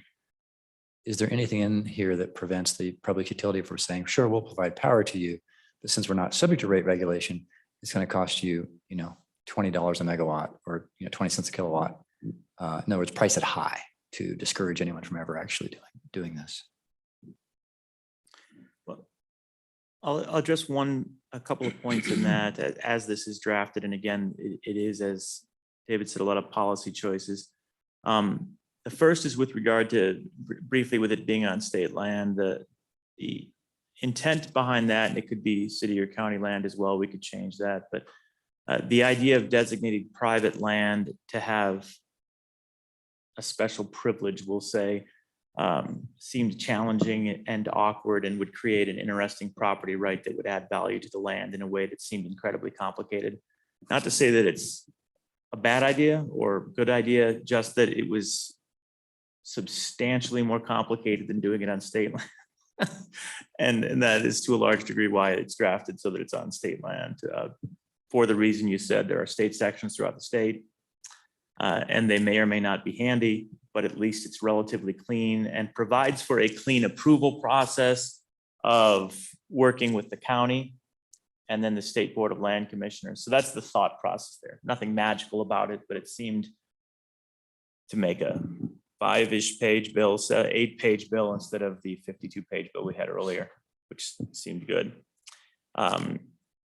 With regard to what it does, you can't actually just eliminate the transmission cost because that is part of the regulated utility built-in cost. So what this does is, and we might need some language to address how to handle this, but this provides for the opportunity to compete within this region because it's not a one utility per area. You can actually have competitive sales into that region by a variety of utilities. So if one said, we don't like it, and we're going to charge you an exorbitantly high rate, then one of the other electrical utility or power providers could come in. Or you could have a company that independently builds and sells to a power load in that location, or they could build next door. Basically, they have the flexibility of not having to comply with all of the regulated utility requirements. But again, this is where the commission would be asked, does this affect the ratepayers? And if the answer is yes, that's going to be taken into consideration. It might not be appropriate. The final thing that's not here that we might need to address that is, you can imagine a circumstance where if I'm trying to sell power into an industrial power zone and I need, we'll say arbitrarily 100 miles of transmission, I should have to pay for 100 miles of transmission. And that should be appropriately accounted for in some way. That's not in here, and we're going to need something that addresses that because that's not, it wouldn't be an equitable implementation. You'd end up discriminating against the retail ratepayers that are outside of the zone at that point in time, or anybody that's built to it. So did that address all of the questions you had, Representative? Mr. Chairman, thank you very much. Yep. Other questions regarding the draft and how it works? Okay, Joel, thank you. Go ahead. Thank you, Mr. Chairman. I had two questions. The first is that I wonder if there ought to be some basis by which state revenue is generated that is part of this legislation. I think whether that's a fraction of a penny per kilowatt sort of thing, or some sort of tax for the land itself. I don't know if that's contemplated somewhere else and I've missed it. That was my first question. And then I'll address that one real quickly. Yeah, thank you. Yeah, and then we'll go to your next one.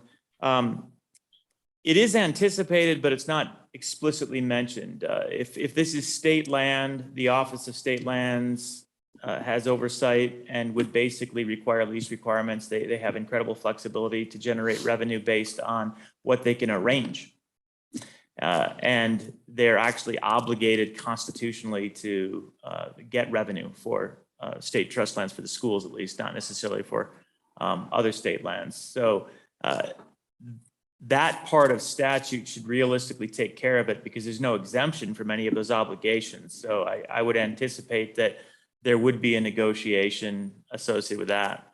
So that's one concept. The second is power consumed in Wyoming for Wyoming use is actually pretty well taxed. It's one of the few things that we do tax and get revenue, state revenue from. Through sales tax, and then you also will have associated property tax.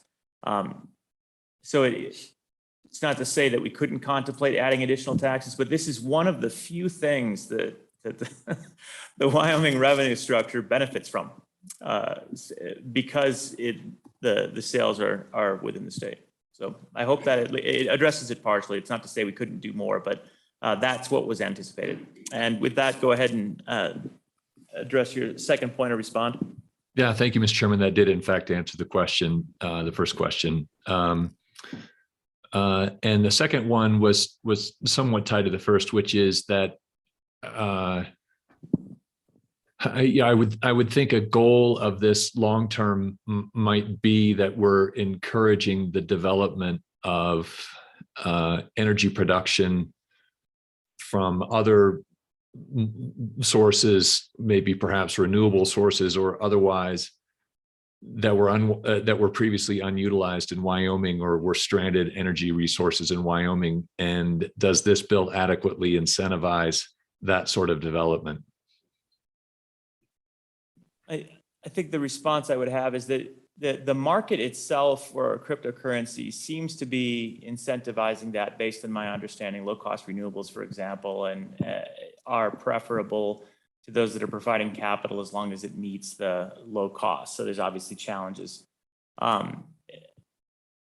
This doesn't necessarily bias towards or against. So I was assuming that to some degree, economics would provide for that incentive, but also you can imagine if there is cost associated with transmission, but I can put in, we'll say arbitrarily, a wind and battery project near one of these locations and co-locate by a part of state land, have an offtake agreement, maybe even backstop it with grid power so that I can have continuity, but I'm getting low cost wind power locally and don't have to pay for that through the grid, but get my continuity through traditional vendor, which might be at a higher price. It seems like it naturally is going to encourage that development. The other concept is this is basically new load. To the extent that it's new load that has to be used, I would anticipate new power production, although that's not necessarily explicitly required. That would just come down to the transmission cost if we include that language. So if there's a way to provide further incentive, or if you see a way to help develop that incentive through this statute, I think that would be useful. And I don't know what that is. I think it might occur organically as drafted, but I'd be interested in hearing feedback there. Thank you, Mr. Chairman. I don't have anything off the top of my head, but I think that's something worth thinking about in the future. And if I may, I did have one other question, which is tying back to a conversation we had yesterday relating to funds being used to increase broadband in the state, and whether there is any way to incorporate the expansion of that broadband, and in particular resiliency around broadband, to this zone, which I think would encourage this. This section is entitled cryptocurrency mining, but I could foresee large scale or hyperscale computing being a large customer here, and that sort of data resiliency would be a necessary requisite, I think, for most in that industry to locate here. Thank you. Any questions for Joel? Anyone have any further follow-up on that? Thanks, Joel. That's a good point. Trying to think of ways to use this type of a development project with expanding broadband as well. Okay, committee, any Mr. Chairman, Senator, go ahead. Representative Western, you're next. Senator Costa saw first. Thank you, Mr. Chairman. First of all, with the limit in here, as you have it, electricity must be consumed within the zone for which the commercial or industrial use is. Is that a grid zone or is that a zone within specific boundaries? I'm kind of confused where that is. Senator, it's specifically the zone that's created here. So it's the section of state land or the piece of state land that is designated as an industrial power zone. So if you're receiving the deregulated benefit, you can't bring the power in and then export the power to another location and basically launder power or something like that at a lower cost. That's the intent of that. Yep, go ahead. So if you generate it on that land, you're generating it, then you can go out. If you're generating it on that land and you left the deregulated power zone, you would be regulated. There's nothing that would preclude that. You only have the benefit of the deregulation for the consumption of power in the zone. But yes, you could produce power within the zone, and then the moment you cross the line, you'd be subject to whatever the traditional state law or whether the law is, whether that's regulated or however else that would be handled. Okay. As a follow-up. Go ahead. Because I'm thinking Yep. in terms of nuclear. And the nuclear plants that could go in, obviously those could benefit in a number of ways. If you put a nuclear reactor, a 500 megawatt nuclear reactor, something right in the center of one of these things and sold it for cryptocurrency mining all day long, I think that'd be quite a project. I bet you'd get that well subscribed to and mine a lot of crypto. Yeah, absolutely. Representative Western, do you? Yeah, thank you, Mr. Chairman. You know, and I guess my comments are kind of dovetailing on Joel's comments. I think we might need to step back here just a touch and revisit the conversation that we had back in Laramie, where the whole reason this bill is here, or even considering this kind of concept, is because it was a timing thing. And that this is really topical because of what we've seen in Texas with the Bitcoin mining and how there's this huge demand, not enough supply. And so the entire idea of this bill, this concept, so that we did have something that might be advantageous to lure some of these mining outfits to Wyoming. You know, I think if I recall correctly, if we can't come up with a bill that can help utilities or anybody generate power at around 3.5 cents a kilowatt hour with, you know, gigawatt up loads that are at 95+% uptime, that's kind of a waste of our time. And that was kind of my concern is coming down here with this bill is, does this bill genuinely move the needle on that? I know this committee, industry, so on and so forth, can't speak in certainties, but I think that's kind of the question is, does this bill at least increase the potential of these outfits saying, hey, we like what Wyoming's doing. We really think that this can help us get to that cost structure, because sooner or later, like any supply demand situation where one's outstripping the other, it's going to find that equilibrium in Texas. Someone will bring more power online that has the uptime that they need and the cost they need and all that stuff. And so I think that's kind of the question with this bill is, does this move that needle in that direction? And I don't know. I mean, I'm not sensing that it does, but maybe I'm wrong. I hope I'm wrong. Representative, I think that's something that we can ask stakeholders for as well. The intent of this is to create mini zones that emulate why Texas has an advantage, right? Texas can decouple their power and transmission cost. That's something that we could actually add to this, and it was part of what we were discussing a few minutes ago. In doing that, it provides them with flexibility to negotiate better rates. They can also compete against one another in regions, so that if one provider is unwilling to provide power at a certain price, then you have an opportunity to negotiate with another power provider. So the reason that Texas is more competitive than we are in this space is because we have provisions that exclude that type of competition. Now, at the same time, we know that Texas has challenges due to their deregulated structure. So I don't think anybody in here is, maybe some people are, but particularly excited about fully deregulating the state of Wyoming to emulate the Texas approach so that we can benefit for this one circumstance. This is an attempt to thread the needle and provide an opportunity to have local deregulation where it might be advantageous and was thought through. As far as the timeline, it'd be better if you could get something done tomorrow. There's no question about it, but have to take whatever steps are available. But I do think that we need to hear from stakeholders and continue to explore this and find out if it's not going to change anything. Maybe it is unnecessary, but at the end of the day, this isn't just for cryptocurrency mining either. There are a lot of projects that come across our state's vision that require tremendous demand for power, and this could be a way of providing opportunity for attracting those types of projects also.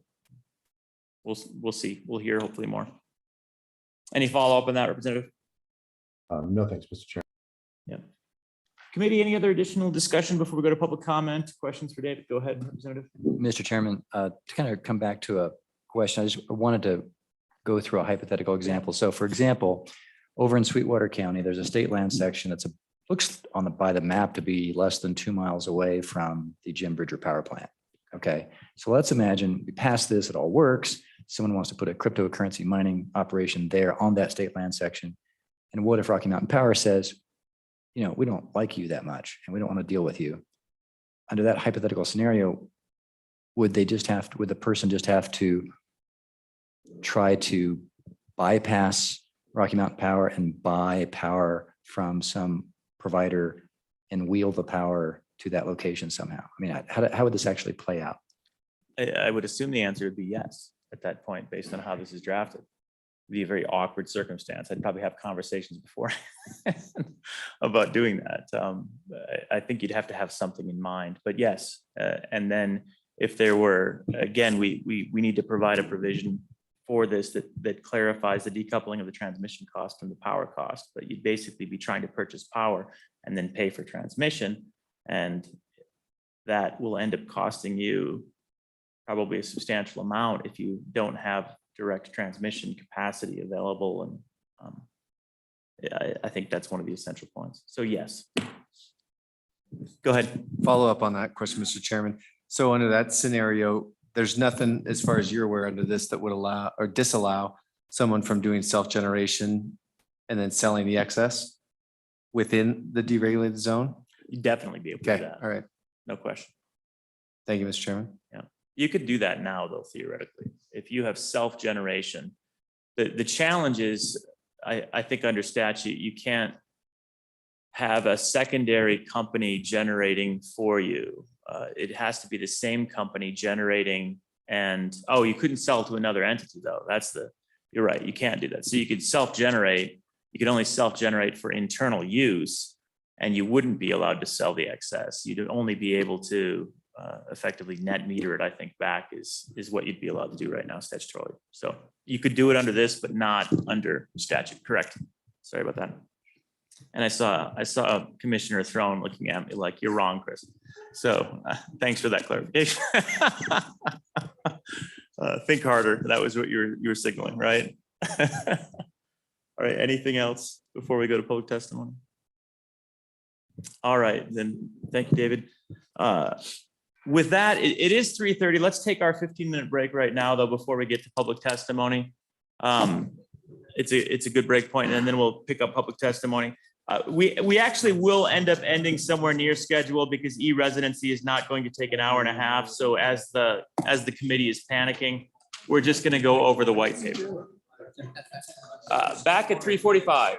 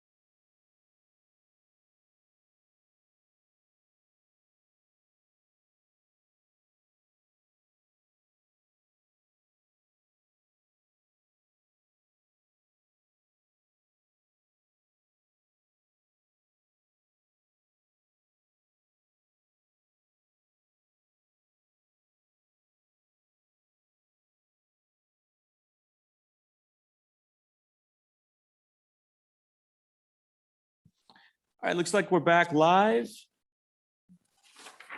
We are talking about deregulated industrial power zones, the legislative bill draft that we have before us, 22 LSO 258 working draft 0.5, and we're on public comment. With that, I invite public comment and was interested in maybe bringing up any power providers that wanted to talk about it. If anyone wants to come up, and we'll hear from the PSC at some point and then have general public comment. So if you want to come forward, please do. As always, introduce yourself and welcome.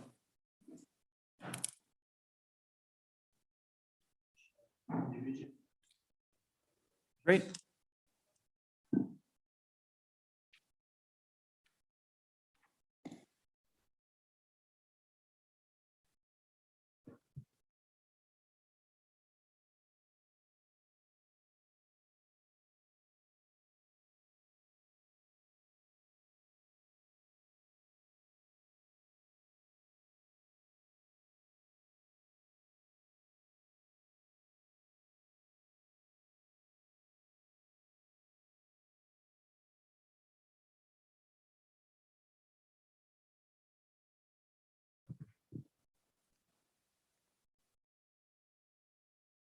I'd assume you'd join as a panelist and then share, if I'm not mistaken. Yep. I think so. Mr. Chairman, members of this distinguished select committee, my name is Sean Octavius Murphy, and this is my first time ever giving public comments here in this incredible state capitol building. It's a real honor, pleasure to be here. Welcome. Yeah, it's I think part of this, since it's my first time being before this committee, is I want to introduce myself and kind of what brings me here. It's kind of number one. Number two, go through a couple of land images that speak to some of the transmission and issues that are kind of coming up in this legislation. And then number three, I'll look at some specific things we've already discussed from an industry perspective that are directly in the legislation. So we'll actually cite a couple of things that we've heard about. I'm here today representing first myself as an investor and advisor in this industry, and then also for a new Wyoming-based company called Bison Digital Mining. They mine Bitcoin, or are in the works to start mining Bitcoin. But first, in terms of a little background, what brings me here is I was the founder of a company called Hemp Business Journal. Hemp Business Journal published data in the hemp industry. Over the course of 5 years, I built a business, sold the business, and became a top economic expert in hemp, spoke all over the world, Vatican, UN, Holy Land, Israel, Silicon Valley, on and on, Congress, to committees there, informing them on the hemp industry. Little by little over time, the company was sold. That actually happened all at once, and I began looking at what was going on back in the great state of Wyoming. I'm born and raised in Casper and moved back here to Cheyenne this summer. Representative Olson will probably learn more about this later, but one of the drivers for that was my son in terms of medical cannabis, which I think will be an issue, but that's not what we're talking about today. What we're talking about is blockchain and the economic interests of that and how this can help the state of Wyoming. So that's what gets down to this company, Bison Digital Mining, a blockchain company that specifically mines Bitcoin. And that's what we're talking about with deregulated power, Bitcoin mining, because it operates on proof of work computing, as opposed to most cryptocurrencies now operate on proof of stake. So when we're talking cryptocurrency mining, we're talking about Bitcoin mining. That's it. We're not talking about Cardano. We're not talking about Ethereum. We're talking about Bitcoin. So what I want to do is show a couple of images. Let me share my screen that help draw out some of the issues. Let's see, does that?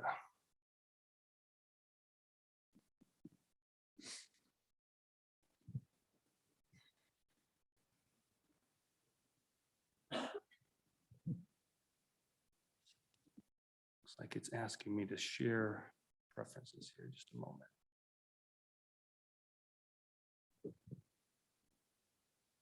While I pull this up, I'll just say what we're going to look at are a couple of land. Don't know if these are going to come up. I'll just speak to them and then I can share them if the committee would like to look at them after. What in terms, see, here's what we have going on. We can just pause a second. Yeah, Is that- okay. No worries. Select it. and then go to share. You're in Emily's capable hands. I feel the confidence here coming Yeah. from her. Yeah.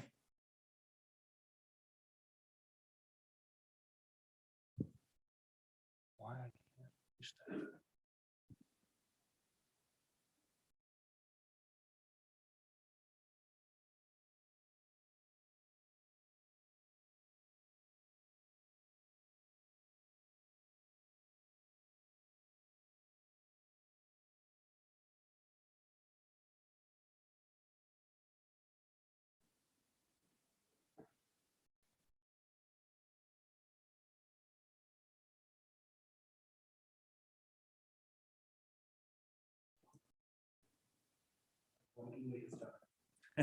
Perfect.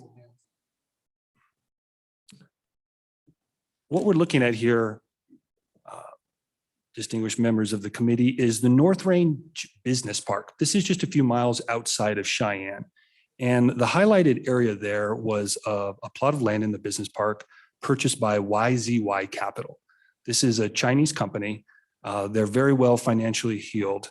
They spoke to a real estate broker in Rock Springs who said none of them spoke English, but they knew exactly what they wanted. They wanted land as close to a substation as possible. And you can see there on the map, the picture of the substation. You cannot get any closer to a substation than YZY Capital buying that land. And they're smart. They know exactly what they're doing and what they're looking for. They did the same thing over at Campstool, buying a plot of land as close to the Black Hills substation as possible. I bring this up for two reasons, because economically speaking, what we have going on in economic terms, it's called oligarchs and oligopoly, where you have big, powerful companies that come in, flex their financial muscle, and control and dominate a market. I like to think in Wyoming, we like to be, picky and cheap, like we heard yesterday. That's more Austrian economics, right? We make good small decisions that lead to a large, healthy environment from there. So the small decision we need to look at specific to the legislation is this section 3, where we have X and Y.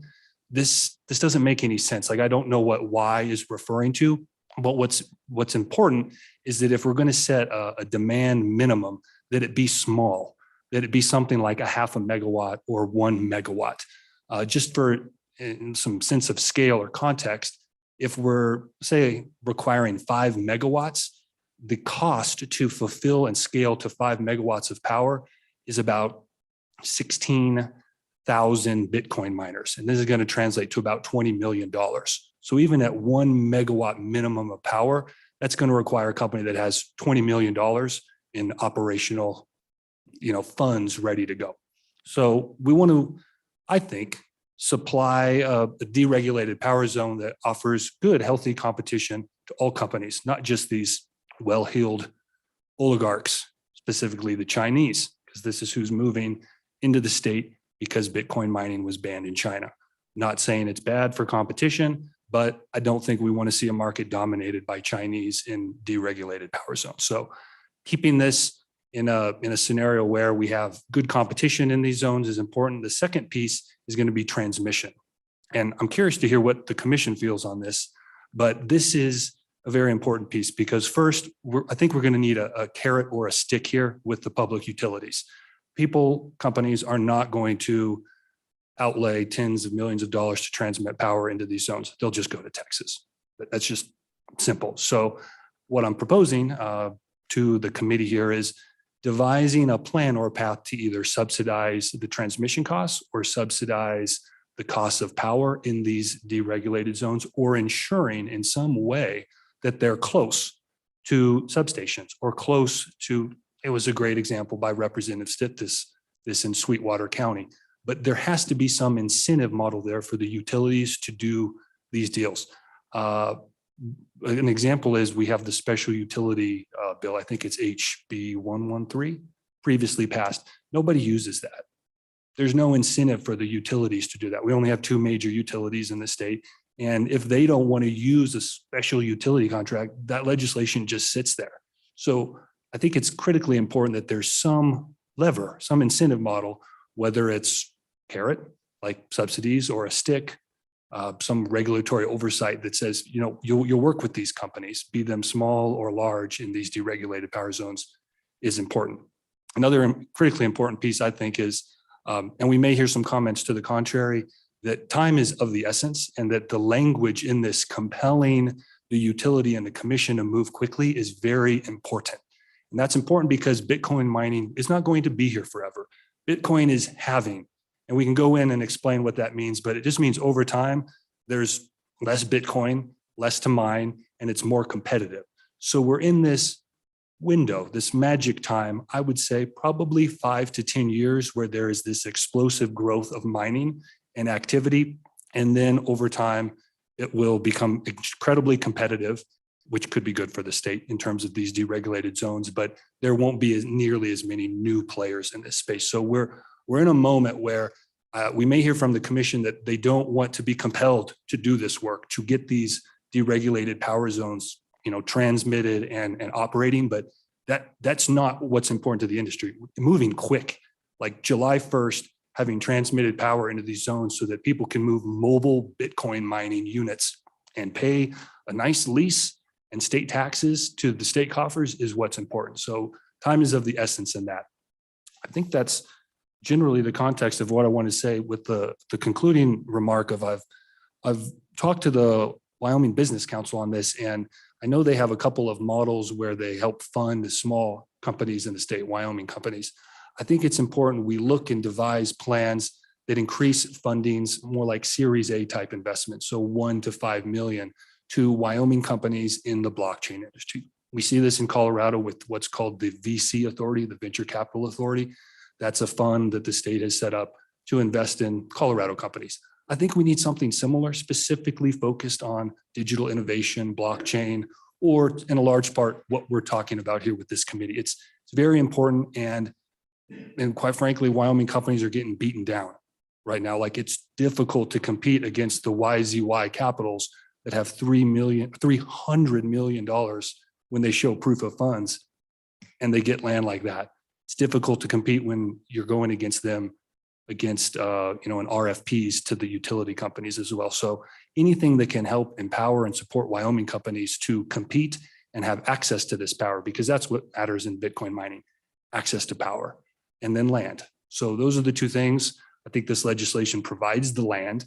It's just, how do we transmit power there in a way that makes sense? And with that, thank you very much. And if you have any questions, I would be happy to answer them.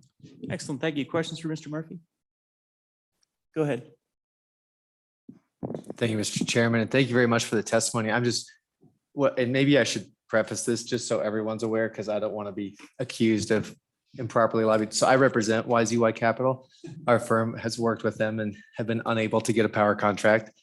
But I'm just curious. This is exciting, Mr. Cobb. This is riveting economic drama. What your experience has been with just companies that have been unable to get access to power? I mean, you mentioned some size differential. You mentioned the importance of these companies getting access to power, which I wholly and completely agree with. I wholly and completely agree with the speed that's necessary here, because this opportunity is not going to exist for long. But I'm just curious about the size of the load demands of the companies that you're familiar with that are not able to get access to the power. Can you speak to that a little bit? Mr. Murphy, go ahead. Mr. Chairman and Mr. Kaufman, they're not coming here. They're not coming. There's land like YZY Capital sitting there because they're going to go to Texas. So the large players are doing just that. But what I'm hoping this legislation can do is create a path that they see that this is as much of an opportunity zone for them to be in. So right now, a large Bitcoin miner that, let's just say, is using 1 megawatt of power, right? Like I said, that's going to take about 20 million in capital expenses to operate a 1 megawatt Bitcoin mine. There was an RFP that Rocky Mountain put out for 75 megawatts of power. That's about 25,000 Bitcoin miners That's about a $300 million financing operation to fulfill that load. So these are big operations. The smaller players are in the natural gas industry, at the wellhead, and they're doing some innovative things. But I think the ambition with this industry is to attract, larger players, people paying for a lot of power in the deregulated power zones. And I think that's where we're going. But for right now, that's just fascinating that you represent YZY Capital. So was that helpful? Sorry. Go ahead, Mr. Kaufman. Mr. Chairman. Yeah, I don't really have a follow-up. I'm very curious and fascinated by this conversation just personally. And I'll expose my bias to the group. I mean, the state of Wyoming has done such a great job positioning ourselves as a favorable jurisdiction for this. We're an energy exporter, and we have a massive opportunity with Chinese companies, right? And not just Chinese companies fleeing China, but this migration of Bitcoin mining coming to the United States. And you're right, it's chasing opportunities for access to power. And Wyoming is not delivering that, not at all, which is super unfortunate because a lot of them want to be here.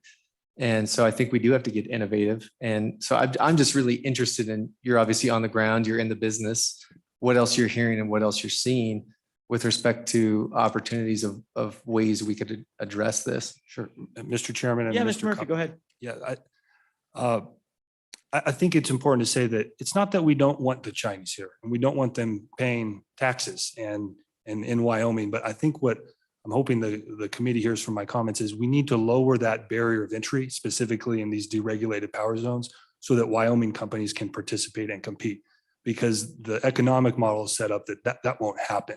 It will be an oligopoly. The oligarchs, the big established players will dominate and control. And in main degrees, we see that happening with the utility in a regulated state. Like there's only 2 large utility providers in Wyoming. And that makes it sometimes difficult. If they don't want to play ball and negotiate, they don't. So that's why I brought up this concept of we need some carrot or stick. Leave that to the distinguished committee to decide what they think is best legislatively on that. But something needs to be there to compel or incentivize the utilities to negotiate and to do deals with companies in these zones. So one of the things about these zones, by being deregulated, the concept is to allow negotiation with other parties, other power providers. Still have to get the power there via grid, and that's something we'll have to contemplate. But instead of having that regional power provider be monopolistic in their ability to deliver, provide an opportunity for power generators to be selling and wheeling as indicated, and coming over the grid so that negotiation possibility would be there. That gets at, I think, one of the intents that you were looking at and discussing. The other concept, though, is that this is part of the reason why it's on state land as opposed to purchased land. And this is both an asset and a liability. There's some upsides and downsides, but you would not be able to purchase the state land as a single entity and exclude others. You'd basically have 640 acres available where anybody, whether that's you wanting 1 megawatt coming in or somebody else wanting 50 megawatts coming in, if you're in the zone, you would have the same opportunity and resources. Now, I agree that you're certainly not mistaken in the idea that there has to be power coming to that zone. And so there has to be some infrastructure positioned there. And if there isn't already, if your capital is based on a, say, 500 kilowatt system, then you can't absorb the cost of the additional infrastructure into it to provide power to that zone. That is something that's interesting for us to contemplate, is if, although again, this is typically as designed, it would be a county project and a state project, and maybe it is providing infrastructure. That zone would be part of the project cost. So if you identify a section, infrastructure side for investment based on whatever county it's located in, might be a component of that. And I think that helps to get to at least some of the carrot idea of providing opportunity there. So all good points. Any further questions or discussion? Mr. Murphy, final thoughts?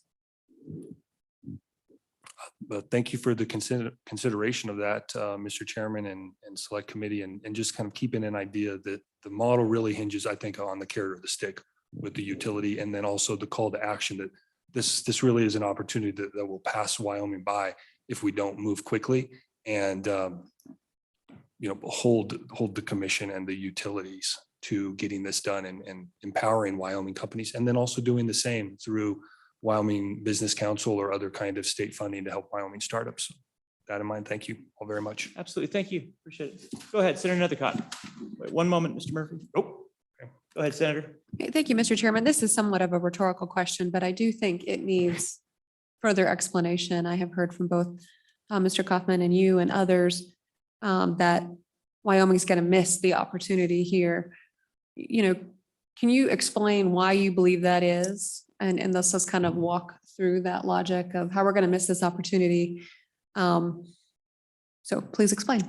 Go ahead, Mr. Murphy. Sure. Yes, Senator Nethercott, Mr. Chairman, just let's use the example of YZY Capital. That land is sitting there and people are negotiating for this RFP from Black Hills State.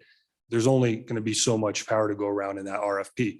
Otherwise, they're just going to go elsewhere. And kind of by virtue of there not being a Bitcoin mine sitting on that land right now, we're losing time, and they're building these mines in Texas. It's just a no-brainer economically. So the longer we wait, the bigger mines we'll see in Texas. And the other piece of that is just the nature of Bitcoin mining, right? It halves. So in 2024, there will be half as much Bitcoin available to miners. And then so many years after that, half as much. So the amount of competition increases, the difficulty of getting Bitcoin from mining increases. And over time, it just disincents people from being Bitcoin miners. But that's why we're seeing a huge influx right now of mining because finally the miners are able to capitalize in the United States. Like these Chinese miners have left China, and now we're seeing large US companies go to the public markets and have large Bitcoin mines. Senator Nethercott. Thank you, Mr. Chairman, for the follow-up. So with that, is this a temporary, no pun here, a power grab where the need for this power will be on a temporary basis because ultimately there won't be the need for the type of power that the miners need to consume at this point? Go ahead, Mr. Murphy. Yes, Senator Nethercott. Yes and no. It is a power grab. It's a market opportunity grab right now. And the large players will set up and be mining a lot of Bitcoin.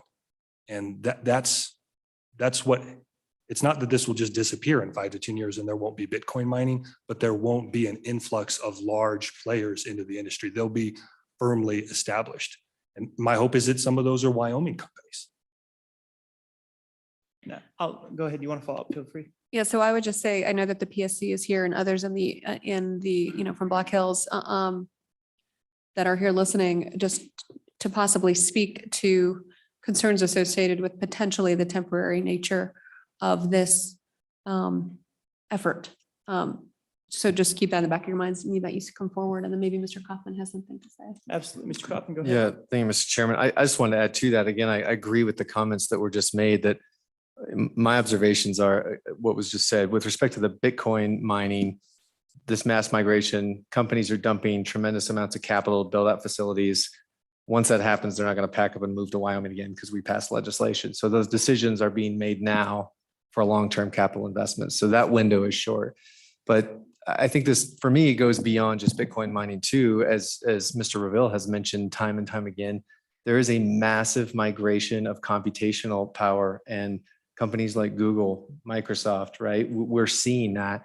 And I mean, maybe I'm overstating it right now, Mr. Murphy, you can tell me if you think, but Web3 is coming at us like a freight train, and the need for power to power these networks is not linear, it's exponential. And I think we really have to think about that and getting it out in front of that. And that's one of the things that we keep hearing time and time again. I'm going to let Mr. Reveal jump in because I clearly have stirred something, but we're hearing this over and over and over, that these loads, maybe it's not necessarily just Bitcoin mining, it might be right now, but Wyoming has to stay in front of this if we want to be competitive. Senator Lummis has publicly stated she wants to see Wyoming grab 0.5% of the global, Bitcoin mining, which is super ambitious because Texas is only shooting for 5%. But again, these are capital allocations that are being made now So.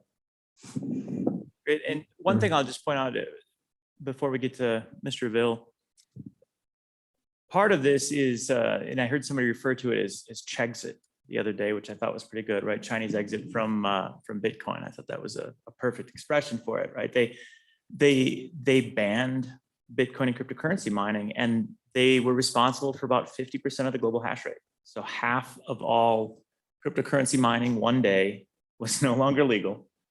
And it turns out a lot of those people still wanted to mine cryptocurrency. And so they've been looking for some place to land.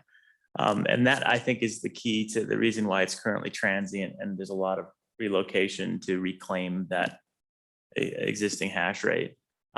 So even before that moment, there was a steady growth in the market. There was a demand. There was a lot of interest, and we were already working on the problem. It's just that due to that decision, now there is this moment in time, as Mr. Murphy noted, where there's a lot that's going to happen within the next year or two. And then, as Mr. Murphy noted, the dynamics and economics of Bitcoin, which is where the bulk of all mining is going to be focused, is going to be constrained over the years, since the number of available Bitcoin is going to decrease. But at the same time, unless Bitcoin changes their, and they could theoretically do this through consensus, but unless they change away from their existing proof of work algorithm, they still have to authenticate and forge blocks. And the shift is theoretically going to be from newly mined Bitcoin to gas fees for operating. So the economics, if continued as they are right now, Bitcoin would continue to need to forge new blocks. It's just that you would not receive your Bitcoin bonus for each forged block. You would receive the gas fees associated with the transaction. And those gas fees are like a tipping fee that comes along with having your information or transaction included on that particular block. So with that, Mr. Revelle, go ahead. And then I see Representative Western afterwards. Thank you, Mr. Chairman. I was, you had more eloquently said a couple of things I was going to say in response to Senator Nethercott's question. I just want to clarify that the calculus that a miner is focused on is ultimately the dollar value, not the number of coins. So yes, it is correct that the block rewards have every 4 years, but if the price continues to appreciate as it has, no guarantee that that's the case. But with the limited supply, that is certainly a thesis. The economics of mining will continue to remain favorable. If you sort of follow the algorithm out, the last Bitcoin will not be mined for another 110 years. And who knows what the value of that particular Bitcoin will be at that time. So it's not just a function of the number of Bitcoin available, but it's the dollar value of the Bitcoin that's available to be mined. So that's just one thing I wanted to clarify. And I would also just add to, Mr. Chairman, your comments about the computational need for the blockchain in general, whether it's proof of work, proof of stake, or some consensus mechanism that we are not yet familiar with. The need for computational power is sort of undeniable at this point. And just again, also clarify a comment earlier, Bitcoin is not the only proof of work protocol, and Ethereum is still proof of work. There is a conversion underway for it to change to proof of stake with Ethereum 2.0, but there is significant computational need, and it's growing exponentially. And it's not just crypto, it's not just the server farms that we've referred to earlier, but most every advance in technology right now, whether it's artificial intelligence, virtual reality, the metaverse, These are all very energy intensive, electricity intensive developments. And Wyoming is perfectly positioned to capitalize on this because the energy does not need to be transmitted to where the population bases are as it has been historically. That's my comment. Thank you.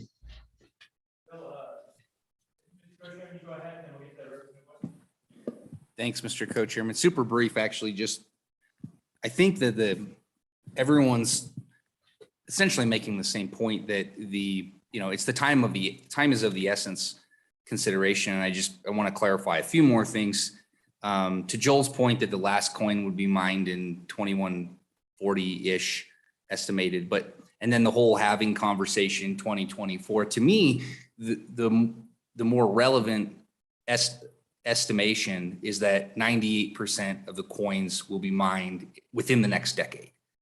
So to me, that's really the window of opportunity that you're talking about. There'll be two halvings, obviously, within that time, 2024, 2028. But by 2030, 98% of all the Bitcoins, theoretically, at least that's the estimation, will be mined. So that's really what we're talking about is Wyoming's, and anyone can correct me if I'm wrong, but that's my understanding that is really Wyoming's window of opportunity. And I think to your point is really, okay, we're looking at the next 10 years is really what we're looking at in mining, because who knows what that remaining 2% looks like. And I think Joel's right. The value could be up, it could be down. It could be disincentivized to mine after when you're in that 2% window. But within the next 10 years, then you start, to your point, I think you start to work that back. We can't predict exactly what it's going to look like at that halving point. Is that enough to create that much of a de-incentivization? I don't know. But to me, that 10-year window is all we have.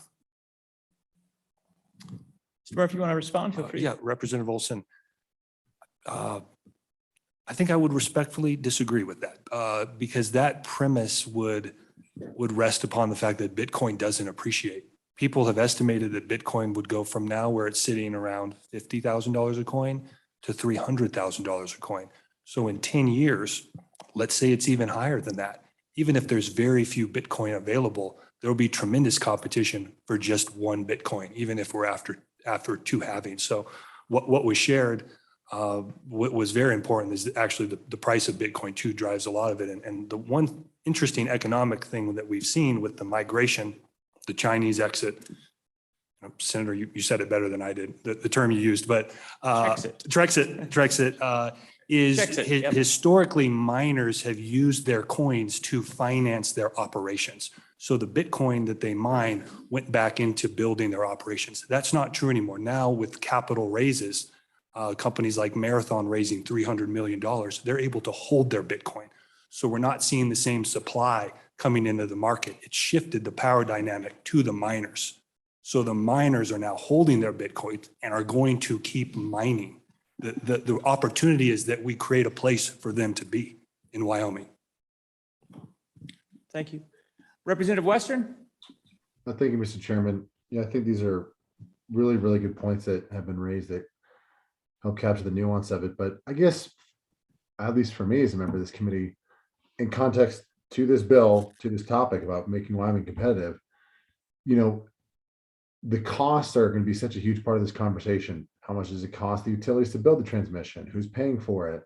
And so I guess for me, having a better sense, and maybe Mr. Murphy can help me with this, but having a better sense of those cost recuperation schedules would certainly help me in having better context of this bill, because I think right now, obviously, utilities amortize these costs over decades and decades, which we're working with a situation where time is of the essence, regardless of how many years it is. So, Mr. Murphy, I don't know if you or if anybody else out there could maybe shed some light on that, because at least for me, I think that would help me get a better grasp of how can we cater this bill or amend this bill to incorporate those costs of that transmission. Because I think if we can't nail that part down in this bill, or certainly in this entire situation, I think that's it's just going to be a real uphill battle.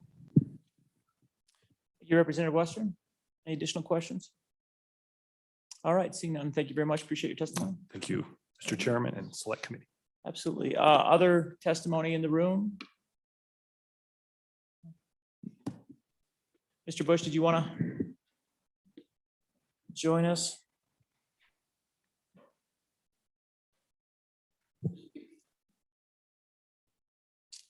Good to see you. Good to see you too, Mr. Chairman. David Bush, Black Hills Energy. And I must say, this is my favorite select committee. I love this committee. We're happy to hear it. It's the only one I come to, but still my favorite. Doesn't mean anything. So I think to start, a lot of questions have been raised that I had also come up with. And just, I guess, kind of a quick overview for us. Previous testimony mentioned legislation that we were part of in 2019, 18, 19. House Bill 113, the blockchain interruptible service tariff. That was something that we worked on to try to incentivize some development of mining in Cheyenne, specifically for us. That's where we serve electricity mostly, is here in Cheyenne. And then we do natural gas throughout other parts of the state. But that was something we worked on to try to find a way to work with the miners at that point to find a way to bring them here. And that, this is before Chexit. I wasn't involved in all those meetings, but maybe one or two a week, people that would reach out and just want to talk about pricing. And one of your former colleagues is still aggressive in trying to get people to come here. So we would have some of those meetings, and generally it came down to price. And a big part of that tariff, of course, it's the blockchain interruptible service tariff, which means we may have to interrupt your power supply in order to serve our existing customers. As a regulated utility, we have an obligation to serve, and we also fall under the purview of the commission sitting behind me. So they have to regulate our business. That brings us to some of the, I think, consternation that's come up with the miners is the fact that we do have limitations on what we can do here. We've prudently built our system to serve Cheyenne. To give you an idea, our kind of peak day was this summer. We hit about 274 megawatts in Cheyenne. We have had requests for power from some miners of a couple hundred up to 500 megawatts of power. In order to build that system, transmission and the generation would be hundreds of millions of dollars. It would take years. The price of steel is not getting any cheaper, and the other pieces that go into transmission. And the Public Service Commission would probably have something to say about whether or not that is a prudent decision on our part. Senator Nethercott brought up another one of the questions that we had on as far as the long-term viability of mining. If we're in a 5 to 10 year window, these assets are generally built out and expensed over about 30 years for a transmission system. That's after you get it sited. We're still not sure. Some of the questions my folks had in the brief time they had to look over the bill were rights of way. How do we, if we're serving an area, how do we do that? That maybe isn't in our service territory, because that's what this bill contemplates, is potentially we could look at one of the other electricity providers in the state that have 640 acres in their service territory. Bitcoin miner comes to us and says, hey, what can you do for us? We say we can do this price. Great, let's do that. Then we have to figure out how to get across that territory. And if it's on the other side of the state, there may be rights of way that we don't have access to, and that may take time. So there's a lot of these sorts of questions that I think cause some issues from our standpoint with the bill. We certainly understand where you're trying to get to, and trying to bring miners here. We also were part of, we had the reverse RFP where we were trying to get miners to come in. We are working with a couple of them. My understanding, again, I'm not in those meetings. That's our business development side, but a big part of that comes down to the transmission capabilities. We're limited on how much power we can bring here.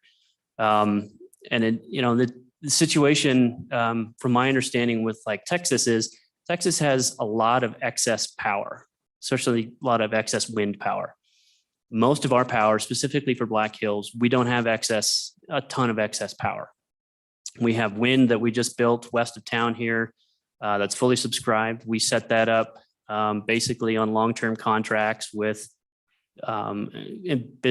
large business clients, industrial clients that wanted wind power or renewables, I should say. So they subscribed to that. We built the system for them, and it's working well so far. We do have, of course, also our coal and gas generation, coal up in Campbell County and gas east of town here. So that's our system. And we don't generally have tons of excess that we're just sitting on or we're selling back to the market. I think and I can't speak for the other large utilities. And I should also point out that the co-ops play a major factor in this. My friends at the co-ops would be frustrated to hear that there's only 2 major utilities in the state. So, but they do play a major part in power delivery in the state of Wyoming.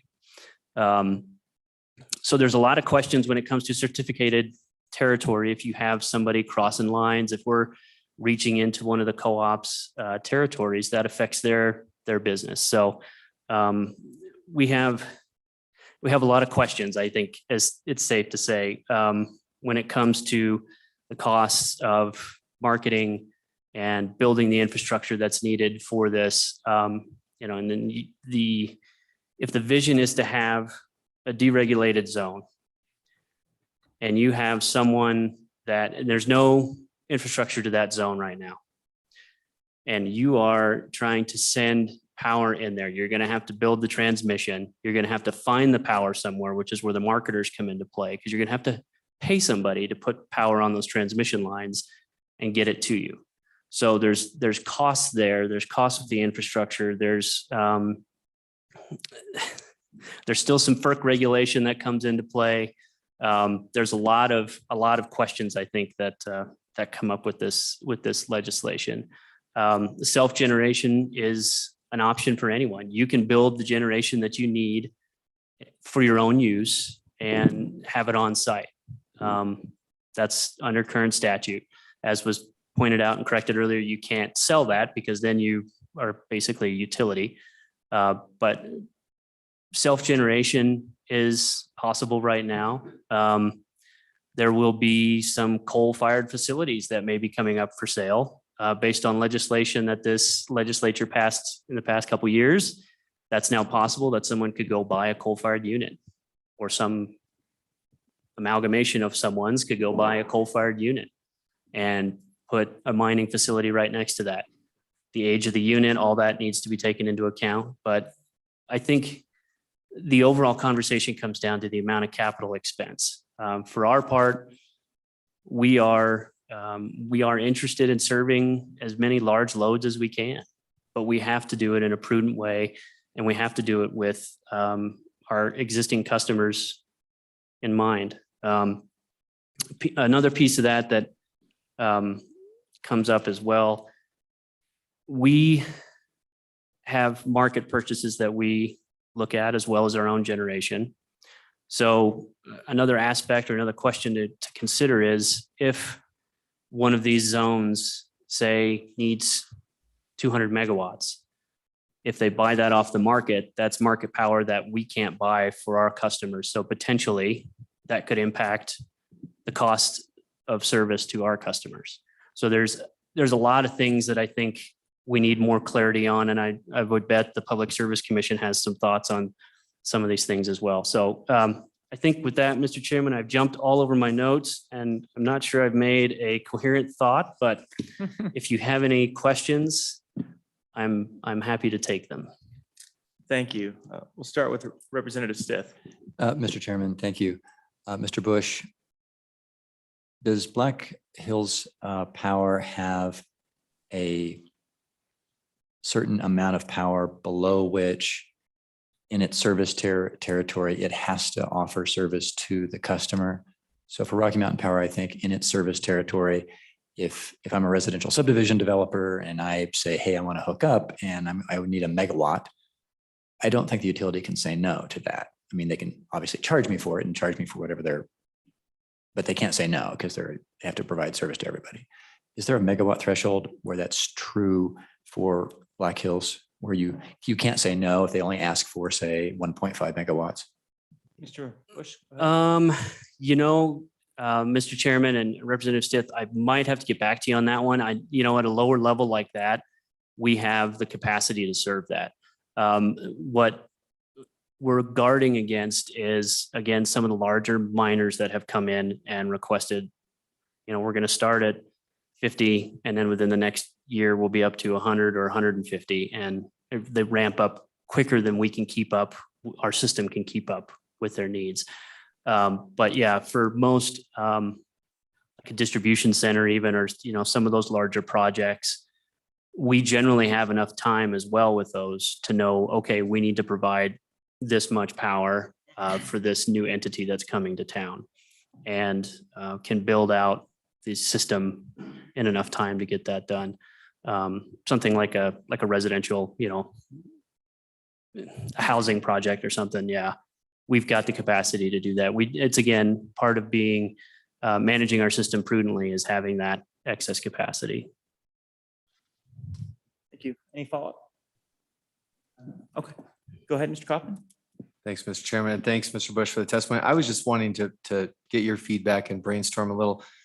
My understanding with some of the market purchasing is, at least the conversations I've been a part of, it's kind of the inverse of what Senator Nethercott was talking about. And that is, if you're going out, Black Hills is going out on the market to purchase power to service a large load, you don't want a long-term contract. You want a short-term contract to make sure you're hedging against potential price fluctuations. And so that's been an interesting conversation that I honestly didn't think about, until recently. And that is, all right, well, now I'm a Bitcoin miner. I want a long-term power contract. You as the provider suddenly in this circumstance don't want a long-term contract. And I'm just curious if there's been conversations about ways that could be mitigated, or creative ways that we could protect that risk somehow for, the rest of the grid users. Mr. Bush, thoughts? Mr. Chairman, Mr. Kaufman, that is a good question. I'm not in our power marketing group, but I mean, that's something I'm guessing they're contemplating as well. That is, part of the issue with market purchases is the price changes so frequently. And it varies wildly. I mean, I don't know what the deviation is, but I've seen some numbers from past periods and it's, $20 to $300, just to throw a range out there. So I think there is a lot of hesitation, I guess I would say, in getting into too many of those market purchases versus, doing our own generation whenever we can. But again, it's not my world necessarily, but I can get back to you on that. I can get a little bit more information and have our folks give me some thoughts on that. Great follow-up, Mr. Kaufman. Additional questions? Mr. Chairman. Yep, go ahead. Representative Western. Thank you, Mr. Chairman. Mr. Bush, dovetailing on Mr. Kaufman's comments, or I guess my question is, in that scenario where you are going out to the market to buy power for a customer that's in your area, is it standard practice to lock in a long-term rate on both ends, both the people you're buying it from, so you can turn around and offer a long-term rate to the people you're trying to sell it to? Or I mean, what's the duration of those kind of situations in those contracts? Mr. Bush. Mr. Chairman, Representative Western, I think I would be way over my skis if I tried to go there. I'd have to get you some information from our rate folks on that one. That's not my world at all, the contract links and that kind of thing. So I can get back to you guys on that though, for sure. Thank you. Any follow-up there, Representative Western? No, thanks, Mr. Chairman. Great. Mr. Reville, did I see your hand? Yes, I did. Go ahead. Yes, thank you, Mr. Chairman. Mr. Bush, thank you for your testimony. Just a quick clarification on the comments earlier about whether electricity can be sold to someone else. So self-generation is permissible. Electricity can't be sold to someone else. Is that true if you're not using the grid? In other words, if it all happened within this zone that is off the grid, is that still the case? Mr. Bush? Mr. Chairman, I think if I understand the question, so if I build a self-generation unit in my deregulated energy zone that is for my use, and I have excess power, if you're selling it, or if you're putting it back on the grid and selling it, I think the PSC would have to probably weigh in on this, but I think you're going beyond what you can do under the current statute. We have net metering in the state of Wyoming, which allows up to 25 kilowatts for like residential. They put solar panels on the roof. You're allowed up to 25 kilowatts, but you're still connected to the grid and still take service from your local utility because the sun doesn't shine all the time. So in that instance, that's where the term net metering comes from. You're given a credit for the excess power that you don't use, that you produce. Sometimes it's sold, sometimes it's not. So that's a little different instance. In this scenario, I think as soon as you are generating, you build a self-generation unit like that, and it would have to be run by you. You can't do a third party either. You can't pay XYZ company to run your generation for you because then they become a utility. So I think that's where we are, but I would kind of lean on the Public Service Commission to probably give a more detailed answer on that. Thank you, Mr. Bush. Joel, any follow-up? Go ahead. Yeah, thank you, Mr. Chairman. Mr. Bush, thank you for your answer. I guess I was asking a slightly different question, not whether excess energy could be sent out to the grid, but if, let's say there was a company that wanted to put up some wind turbines within this zone and then sell the electricity generated off of, one or two wind turbines to a variety of energy consumers who've co-located within this zone. So not utilizing the existing grid. That's my question. Mr. Bush, do you know? Mr. Chairman, I think I understand the question. So if someone puts up a couple of wind turbines to provide power to the companies that are in the zone, under this bill, I think they could do that, but I don't know for sure. Yep. And under the bill, they certainly could, but under existing law, they couldn't. And I think that's what Joel is asking. Oh, yeah. Sorry, Mr. Chairman. Yeah. Yeah, under the bill, that's one of the intention. Thank you, Mr. Bush. Any additional questions for Mr. Bush? The one concern I have is that the current model, I think it has a lot of features, and really it provides, I think, incredible quality of service to consumers. And there's a lot of upside to it. What we're struggling with is this downside of it doesn't meet this need right now, right?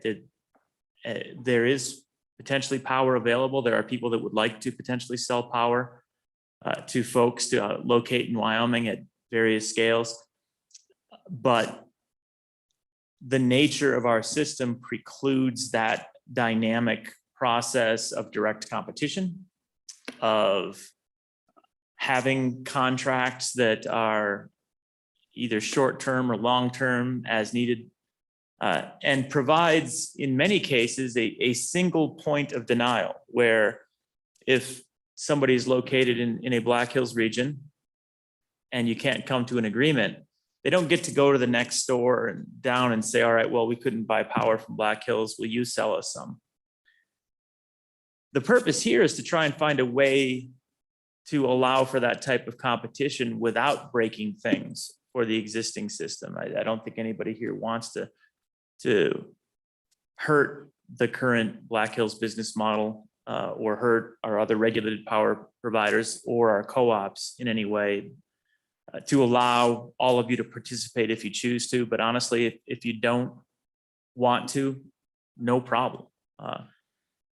So I'd ask you and your colleagues to take a look at this. And if there are things that you consider to be risks to the existing model, and I'm sure you've seen in here, it says that the PSC will take a look at it and try and contemplate, how would this affect existing ratepayers outside of the industrial zone, and then provide that feedback. And I think that's important because, as you noted, if we dramatically affect everything around the zone in a way that's detrimental to your provision of service, then that's going to be bad for the rest of the state. But I'd appreciate consideration to the way this is drafted and the way that we've discussed it moving forward, to protect against that and to make sure that effectively, if Black Hills chooses not to participate, and I know that you have been engaging with crypto miners and trying to provide best rates, but to try and make a system where we hold harmless our existing providers, but allow that if there's new load, that new load, significant load potentially in these zones, would be able to purchase competitively from elsewhere. And one thing that you noted, Mr. Bush, and I think Mr. Avil mentioned, what you would effectively do if you wanted to provide another 100 megawatts is you would purchase power from another provider. Am I right in that? Mr. Chairman, yes. If we needed to figure out how to bring in, say, another 100 megawatts that we didn't have the current generation capacity for, we would go to the market to try to get that power. Then it becomes a factor of transmission as well to get on the lines that we don't own. So there's a lot of factors there that can contribute to pricing. So that's a big part of it. And I guess the key is, if that's what you're going to have to do, and you're not going to upbuild, because as you pointed out, that would not necessarily be a great plan. If you don't have full confidence that this 200 megawatts is going to be used for the next 30 years, you're probably not going to build a 200 megawatt facility there. But if what you're going to do is go out to the market and negotiate and try and get a good price, and then because you are a company that does try to make money, I'm going to just go on a limb here and guess that you'd probably try and add a little bit to that price. That's what I would do if I were trying to make money. I struggle to understand why the company itself couldn't just go have that conversation and pay for the transmission in a deregulated sense.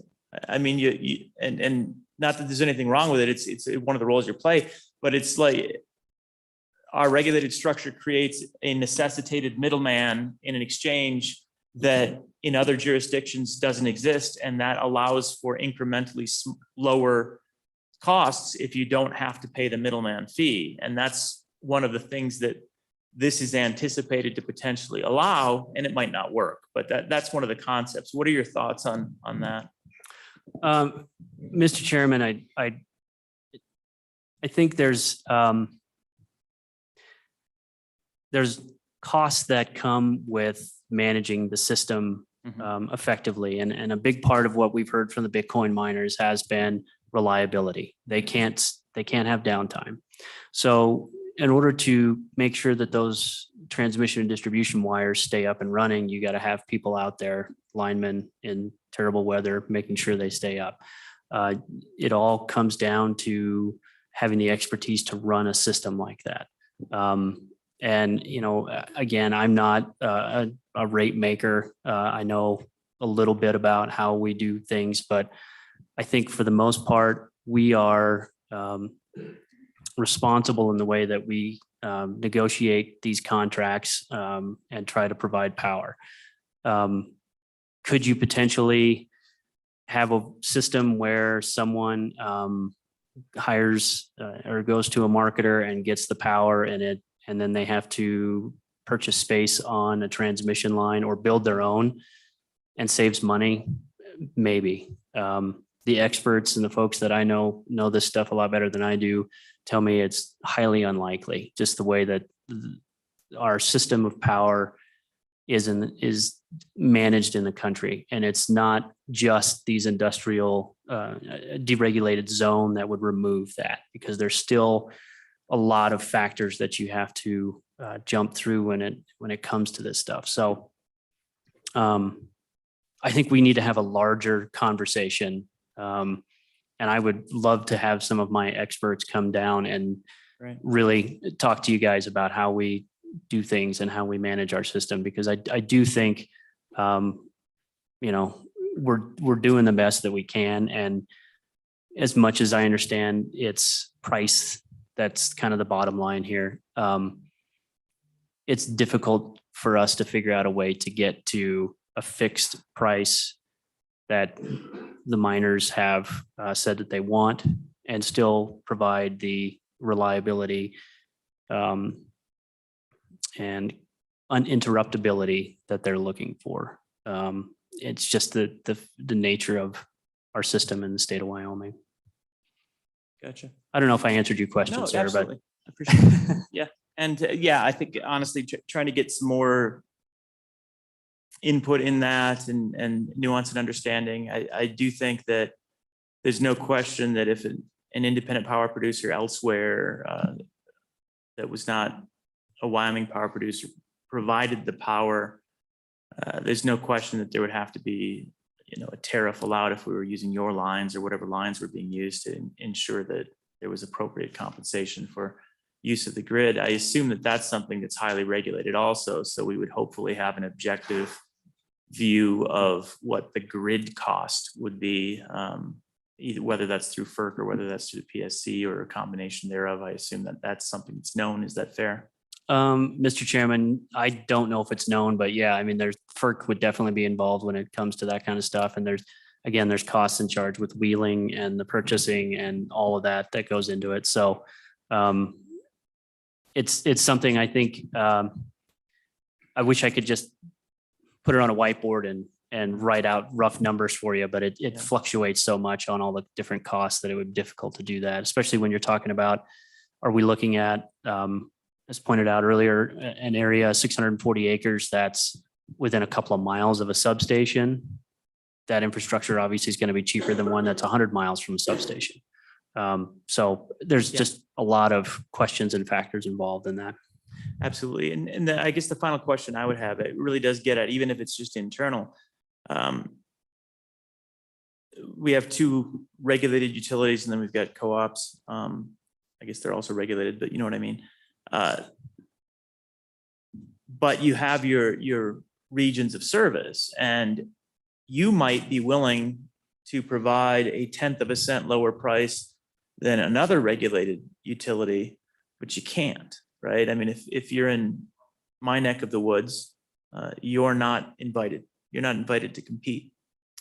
And is there any concern by Black Hills that, you would like to be able to engage in let's say you have 50 megawatts available. Why would you not want to be able to sell that 50 megawatts over in Laramie? Mr. Chairman, if I think I understand your question right, are you asking me if we would favor a deregulated statewide system? No, this gets back to the specific zone again, because the entire statewide deregulated system, honestly, it's a conversation, but it's certainly not a 3-page or whatever we have. It's not an 8. Let's say it's not an 8-page bill. Yes, sir. And it causes a variety of unregulated problems. So we're trading problems for problems and benefits for benefits. The intent here is, if there is a specific project, and we know that project's a 50 megawatt project arbitrarily, one of the things that happens right now is you would literally try and figure out where you locate that project based on, if it's a 50 megawatt project, the power purchase price, because you don't get to compete. That's actually detrimental, I think, to our communities as well, that don't have the opportunity. If Black Hills is more favorable right now than Rocky, will say arbitrarily for the price, Cheyenne's going to get that project. And this gets back to a larger discussion than cryptocurrency. That doesn't seem like a reasonable way for us to be deciding site locations for projects, is that we have one utility that's allowed to provide service in a specific region.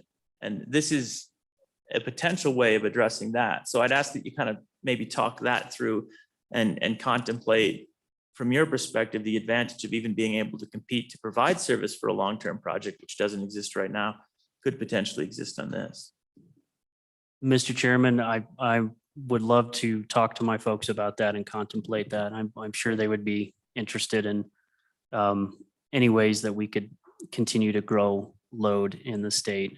And particularly, we do enjoy being in Cheyenne and being here and serving the growing community. So I'll leave it at that. Well, we won't kick you out, I don't think. And Mr. Chairman, I did want to say there is a third regulated Montana Dakota Utilities.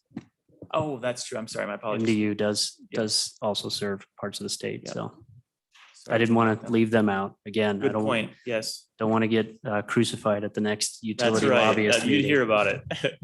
Thank you. Further questions for Mr. Bush? Seeing none, thank you very much. Appreciate it. Thank you. Yep. All right. Anyone else before we bring up the PSC that would like to provide comment? All Mr. right. well, Chairman? let's- We do have Shannon Anderson online. Shannon online. Okay, let's go to Shannon first then. I didn't know we had Shannon out there. Bring her in.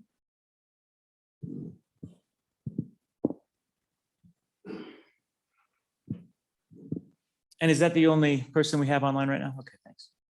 Hi, Shannon. Please introduce yourself. Welcome. Thank you, Mr. Chairman. Shannon Anderson on behalf of Powder River Basin Resource Council up here in MDU territory in Sheridan. So I'm glad that you mentioned that. I did get them. Our organization, as you know, has been active in Public Service Commission proceedings. We follow rate regulation very closely, and we follow utilities generally on behalf of our members who are customers of all of these utilities across your state. So we have a lot of concerns about this bill.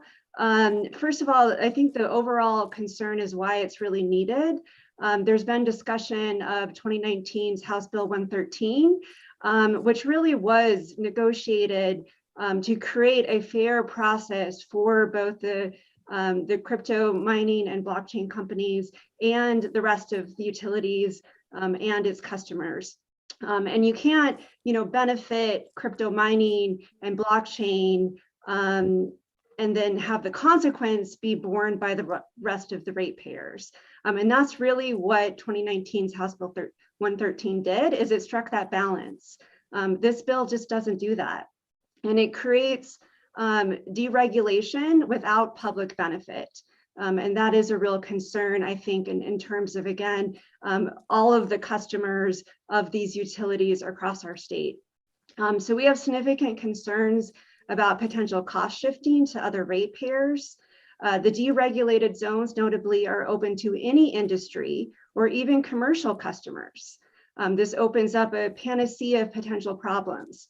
So again, it's not just Bitcoin, it's not just crypto mining, it's any industry, even commercial customers.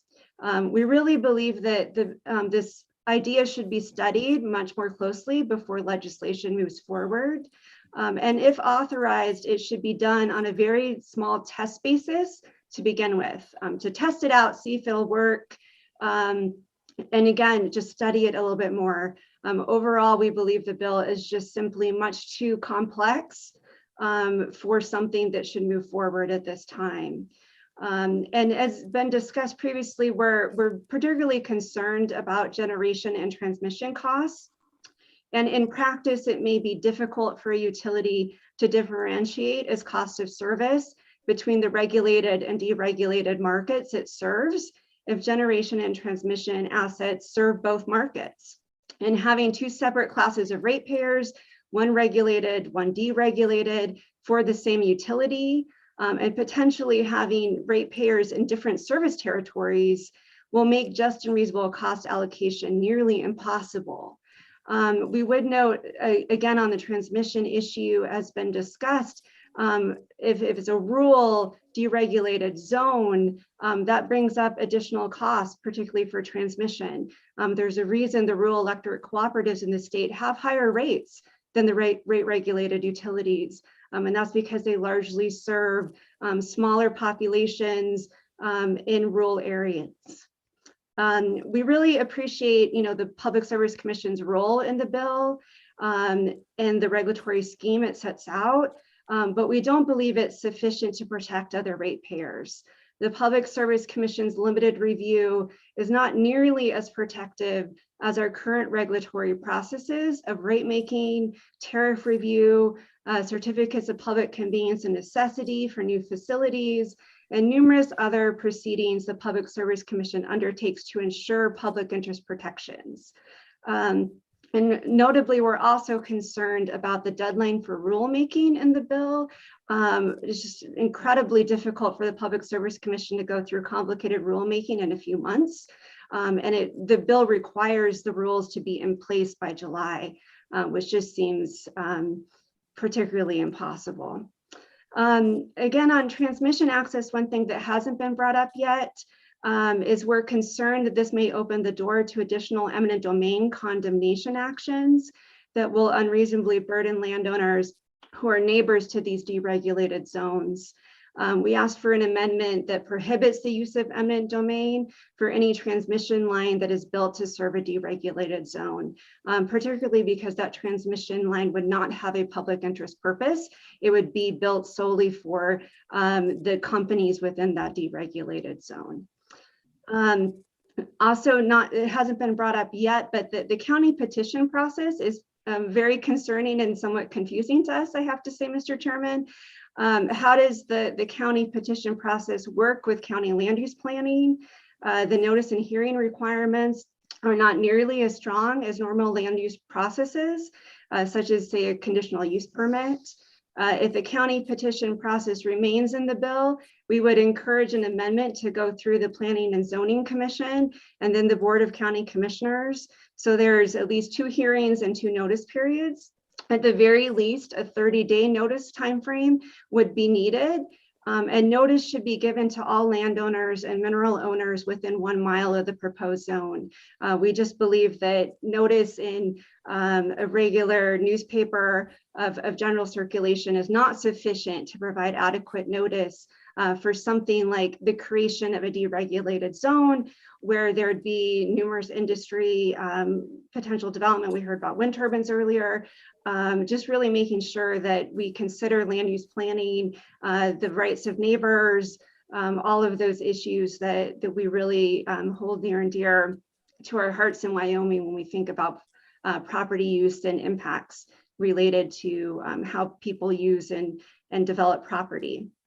We also were concerned that the bill actually complicates the roles of the state land board versus the county on who's responsible for decisions about permitting and development on state lands. The interest of the county may likely be different than the interest of the state. These are state lands, they're not county lands. And so it's a little bit confusing to us why the process starts with a county petition when we're talking about development on state land. And then finally, Mr. Chairman, we would also encourage you to think about bonding and decommissioning requirements for any facilities that are built. We do have a problem, as you know, in our state with companies that come in, develop things and leave, and taxpayers are left to have the bill for decommissioning and cleanup costs. This is particularly prevalent on state lands. And so we would encourage you to think about and specifically require as part of any rulemaking from the state lands office to require decommissioning, reclamation requirements, bonding and financial insurance. So just to conclude, Mr. Chairman, I would reiterate the need for additional study before the bill moves forward. For all the reasons Mr. Bush said, the very complicated energy, electricity market issues, but also things like county land use planning, eminent domain issues, and state land development, bonding, reclamation. There's any number of issues that you have not yet even discussed with this bill yet. So we would just encourage caution and really ask you to go slowly in this very large development that you're trying to undertake here. So thank you so much, Mr. Chairman. Thank you, Ms. Anderson. Any questions for Ms. Anderson? All right, seeing none, thank you. Appreciate it. Do we have any further public comment? Okay. PSC, come on up.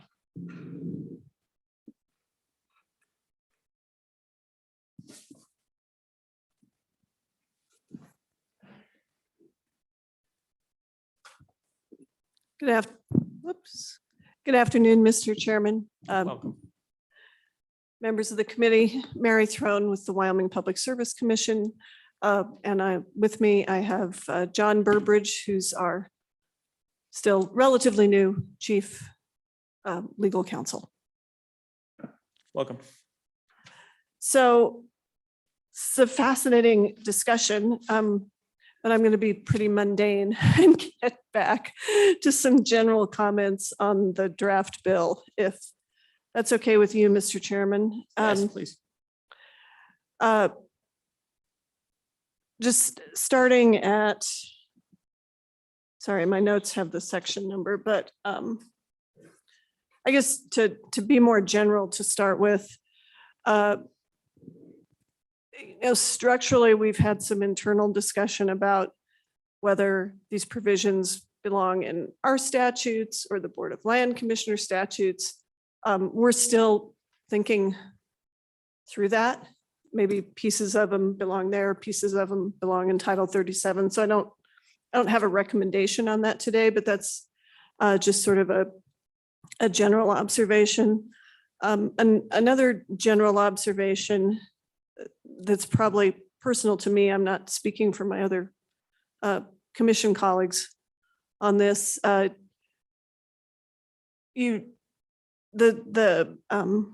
zone is open to public utilities. It implies that maybe independent power providers could provide the power, but it doesn't say that. I mean, so I don't know what the intent is. Seems unclear.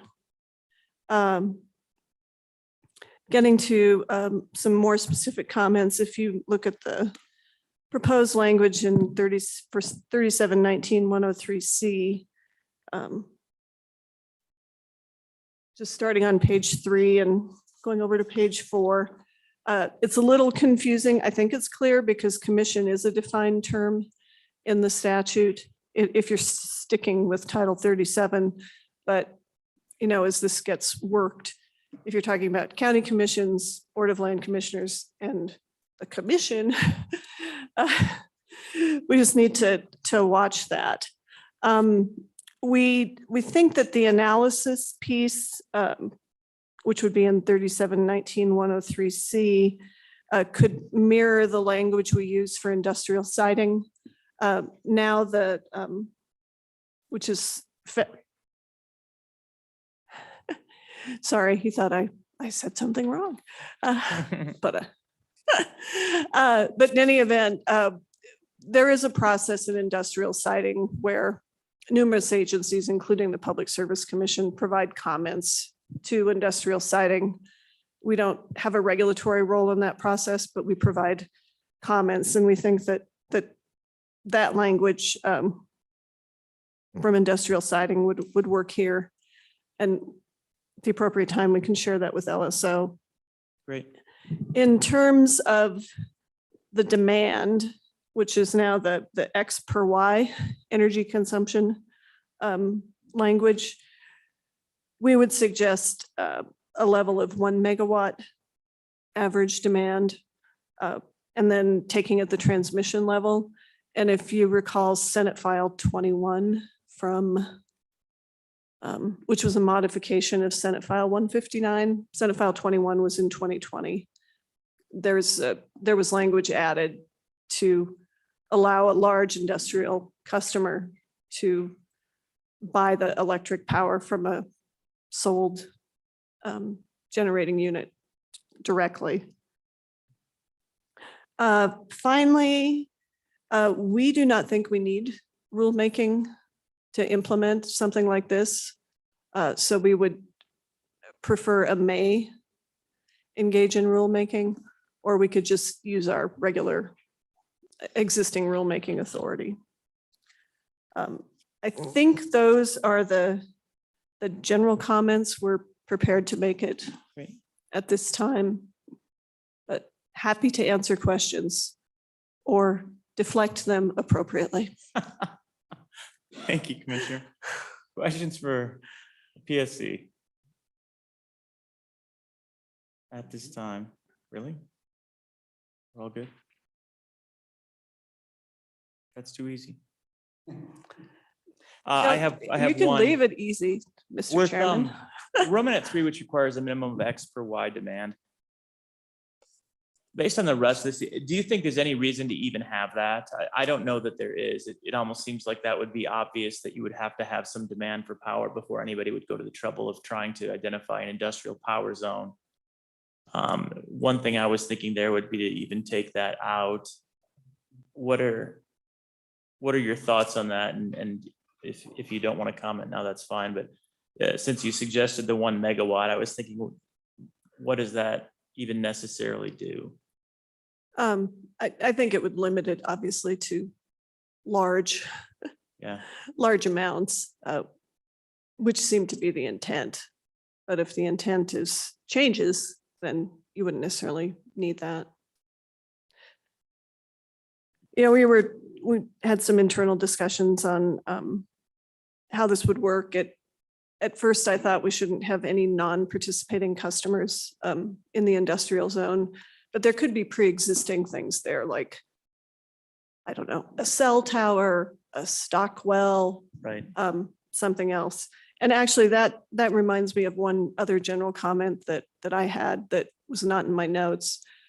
You might want a process for disestablishing the industrial zone.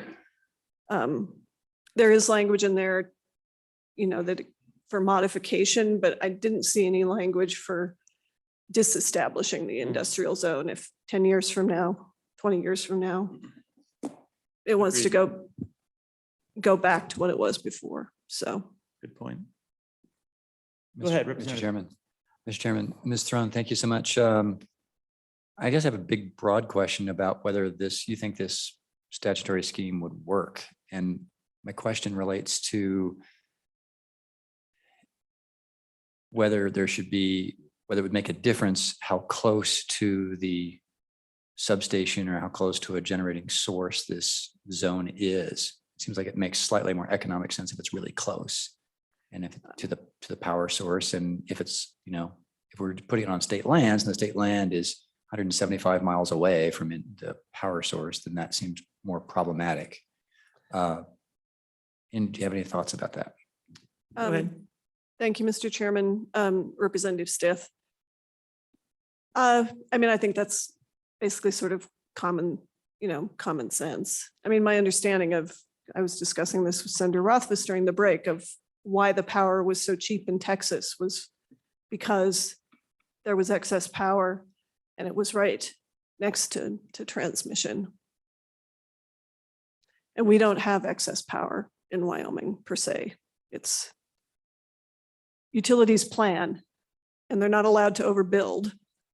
And certainly in the circumstances we've had, you know, regionally, if looking all the way to the Northwest, excess power has not been an issue with Mr. Chairman, heat waves. And as a follow, in my area, we have the Jim Bridger Power Plant, which was designed for 2,000 megawatts. And on any given day right now, it's producing about 1,200 megawatts. So in theory, there's some capacity there. And Rocky Mountain Power wants to shut it down for other reasons. But it seems like in some parts of the state, there is some potential excess power, or at least a way to keep existing generation online that's otherwise slated to go offline. Would you agree with that or no? Mr. Chairman, Representative Stith, I liked it better when you weren't asking questions. Well, if you look at Bridger, units 1 and 2 are subject to environmental requirements that are about to kick in. In terms of 3 or 4, I think that question would be better asked of Rocky Mountain Power. I have to get back to you. But 1 and 2 have a federal hammer that's about to come down on them if something doesn't change. Go ahead, Senator Nethercott. Thank you, Mr. Chairman. I mean, I just think to summarize some key testimony that we've heard today, potentially just, which I'm just reinforcing the point.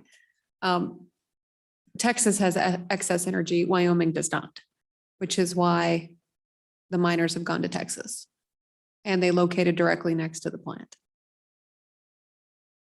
So the challenges that I think some of the miners, and only some, I know that there are some mining operations that are going, they've entered into agreements with the cooperatives that are currently underway. And so there is proven success of crypto mining operations in Wyoming, or at least the beginnings of those. But generally speaking, comparing Wyoming to other states for not being as competitive in this space is maybe not fair, or an inappropriate analysis associated with how Wyoming has built out its power based on our regulatory structure. Is that fair? Go ahead. Mr. Chairman, Senator Nethercott, I don't think I'm allowed to have those opinions anymore, but but I mean, I think your premise that Texas and Wyoming are different, and that doesn't mean Wyoming is bad. I would agree with. I think I can say that safely. Probably. I think that was safe. Senator Nethercott, any follow-up? No, good. Anyone else? Mr. Reveal, I see you. Go ahead. Thank you, Mr. Chairman. I just wanted to add on or perhaps address Senator Nethercott's comment, which I agree with. And I think it perhaps the spirit of what we're trying to do here is worries me a little bit. We do not have a system that is built for what we're trying to, for the opportunity. The system isn't built, the system isn't designed for the opportunity that's in front of us for the next several decades. We don't have excess power. We cannot build excess power. We do have transmission problems. But Wyoming is sort of at an existential moment in its ability to generate revenue by putting our energy resources in a rail car and sending it away. And the energy resources that could be the future of Wyoming are inefficient to send down copper wires. So we're at this moment in time where it's becoming obvious to all of us that Wyoming has an opportunity to take advantage of it, of something very dramatic, hugely dramatic that's happening in history as it relates to how and where electricity is consumed. And instead of either putting coal in a rail car or sending electrons down a copper wire, we're at a moment in time where electricity can be consumed at the source, and then zeros and ones are sent down an internet.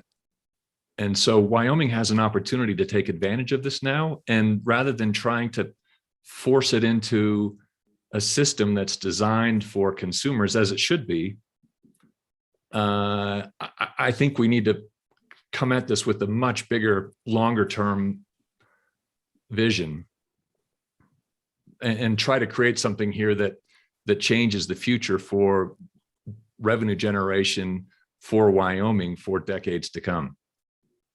Thank you, Mr. Chairman. Thank you, Mr. Reveal. Yeah. So one thought just about this approach, this might not work, right? I mean, we know this might not work, and it might fail because the transmission costs end up being dominant, and you can't get a load, and nobody wants to participate. And if it fails, we're left exactly where we are now. Nobody suffers from failure of this bill. Nobody identifies a zone. Nobody really does anything, except Senator Nethercott. Do you suffer? Every day. I think that's fair to say for for us in the Wyoming legislature, right? Except that, it's fun for us on this committee to have ideas, but what we've heard, from the power companies is that it's not that simple, right? And the build out for them is different. And even entertaining these projects, right, requires a significant amount of effort. No, agreed. So that was getting to the second part of this. There's no real motivation for them to build out in the absence of a tremendous amount of demand. It's a chicken and egg problem. They're selling to the grid, they export, even though we don't have an oversupply, but we produce dramatically more than we consume, right? But we're part of multi-state agreements, so this is exported power. And there's not really an incentive to produce more power. And not only that, but we don't make as much revenue off of the exported, but that's a whole different story. In a zone like this, somebody theoretically, not that this would happen, could say, I'm going to create a business entity that owns a 50 megawatt gas turbine. I'm going to locate it right next to a gas line. It's going to produce power. I'm going to do this in conjunction with 5 other businesses that right now are crypto mining operations. I'm going to sell directly to them at 3 cents a kilowatt hour. That's a viable, plausible path forward if this is in place. It cannot happen right now in Wyoming. You can't do that. That's the type of thing. I mean, providing tools for innovative business practices to allow flexibility in a regulated system by creating a space that can be experimental and innovative space is similar to what we've done with sandboxes. It's almost a deregulation sandbox. And you saw that originally it was limited to 1 per county, and obviously there's some hoops that have to be jumped through. You have to justify it all. Again, maybe it doesn't work, but for us to be able to sit here and anticipate everything, the reality that we know on the ground is this: in Texas, they mine a lot of cryptocurrency, and if you wanted to build a project where you needed a lot of energy quickly, you'd go to Texas. And it's not just the fact that they have it available, there are other things that go into it. The availability we can't solve immediately, but we do have excess capacity that's unused in the state. So we're not overproducing, but one of our cooperatives, for example, could crank things up a little bit as well if they needed a few more watts. And I don't know about the other ones, but I know we have at least one that if they had a good deal presented to them and you had something like this in place, could potentially provide that. So flexibility isn't necessarily going to be bad. I think the key thing here is right now we have no solutions and we're turning away potential business prospects that would be positive for the state, and not just cryptocurrency mining, but anything that is power intensive is going to go somewhere else because of the nature of our system. That's true. And we know that's true because you just look around and that's how it happens. If this isn't the solution, my challenge to the select committee is what is? What's better than this? Because I'm game.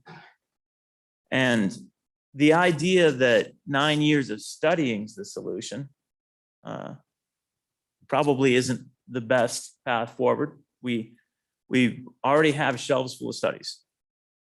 So this might not be perfect. I'd like to kind of continue noodling on it and try to identify ways to make it better, and then give some thought perhaps at the January meeting of whether we want to proceed now or whether we do want to look for another alternative. But I'd invite everybody who's been engaged to give some thought to that. We already have some good ideas that I think all of them, almost from Commissioner Throne, that we need to make changes here. But Mr. Chairman, Go ahead. I'd also like maybe to hear some, I'm trying to research it now, but Yeah. How Texas is profiting or intends to profit from this, and all the ways that it's a revenue generator for Texas, and to really explore that. Is it, I hear we are looking for revenue, we are pivoted to do so, is the return on investment truly there in a way that's meaningful for us? Well, Texas, despite having many low taxes, does have a traditionally lucrative tax structure where they end up making revenue off of business in Texas, whereas we often don't. So it's hard for us to identify. So that's an important factor, right? So if there's a corporate tax structure in Texas that is allowing for the revenue generation, I find it unlikely that we will be able to pass a corporate tax that would allow for that same Well, revenue generation. No, and that's what I was saying earlier. Ironically, this particular cryptocurrency mining would generate revenue for the state. If you were buying power in the state, delivering it in state, it ends up being one of the little unicorns running around Wyoming that would potentially generate more revenue than it would consume in resources. There's only about like 3 of those things. I think coal, oil, and gas are the ones that come to mind. Mr. Chairman. Yeah, go ahead, Representative Weston. Thank you, Mr. Chairman. And I think one thing that might be helpful is to have someone testify next meeting from the utilities that specifically deals in these contract negotiations. Because, and obviously, I feel bad for Mr. Bush because we were just, pelting him with questions that were more oriented to someone who had those expertise, not just from Black Hills, but also certainly from Rocky Mountain Power. I think that'd be really helpful. Yeah, good point. Mr. Bush, if we could get someone who could answer those contract and negotiation questions, and the co-ops, also, they'll be here next time. That's good. And I know that they're sorry they couldn't make it this time. Go ahead, Mr. Cobb. Mr. Chair, I just want to tag on to something that you were saying and impress upon the committee that I wholeheartedly agree, though, with your point that what else is there right now? This opportunity is now. And I'm really excited, of course, about the opportunity that Wyoming has for Bitcoin mining and other things that we talked about that is here today. But like Mr. Reville, and I pointed out this earlier, we're also talking about long-term computational growth and power needs that's going to be for a long, long time. And what I'm just struggling with more than anything is that right now we have these companies here today. And for a lot of them, it's not price, it's we can't service you or we won't service you. And I don't want to blame the utilities in this because for whatever reason, they might be constrained, but then why in the world do we have a monopoly system? Yeah. If you can't service me and I'm trying to add to your economy and bring jobs and use power and add to the tax base, what are we doing? So I kind of agree with you. And I know I'm being dramatic in making that point, but for a lot of these companies, you only have one option. And if that option is no, we're not interested, then what are we doing trying to create all this economic opportunity for Wyoming for? So I'm really passionate about your point, Mr. Chairman, and that is this at least creates the opportunity for innovation and opportunity for those companies to take advantage of and act on this opportunity now. But hopefully we can build that out long term for the future so that Wyoming continues to capture. So Yeah. I don't think this for me is about competing with Texas today because we're not going to. No, they're gonna win today. But these, again, like we talked about earlier, these capital allocations are going to be made for long periods of time. So if we don't compete now and get those companies here building out that infrastructure now, we just lose out.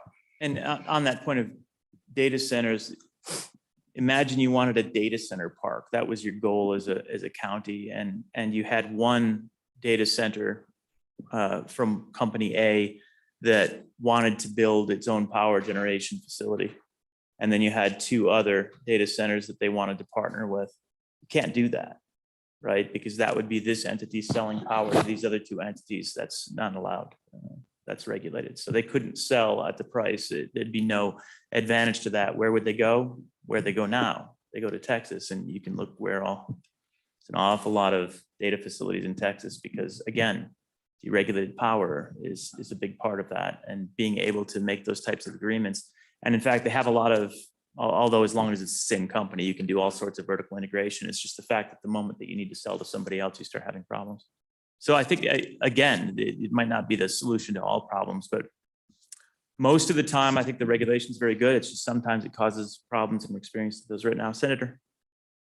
So I just want to signal that, I think these conversations are good, and I'm excited too. And I don't want to be, here's the thing, right? The demand for energy is not going to go down. True. Right? The need for computational power is only going to increase exponentially, correct? Yeah, agreed. So this isn't oh my gosh, we better act now, or we are going to, breach our duty to the people of Wyoming for missing out on this opportunity.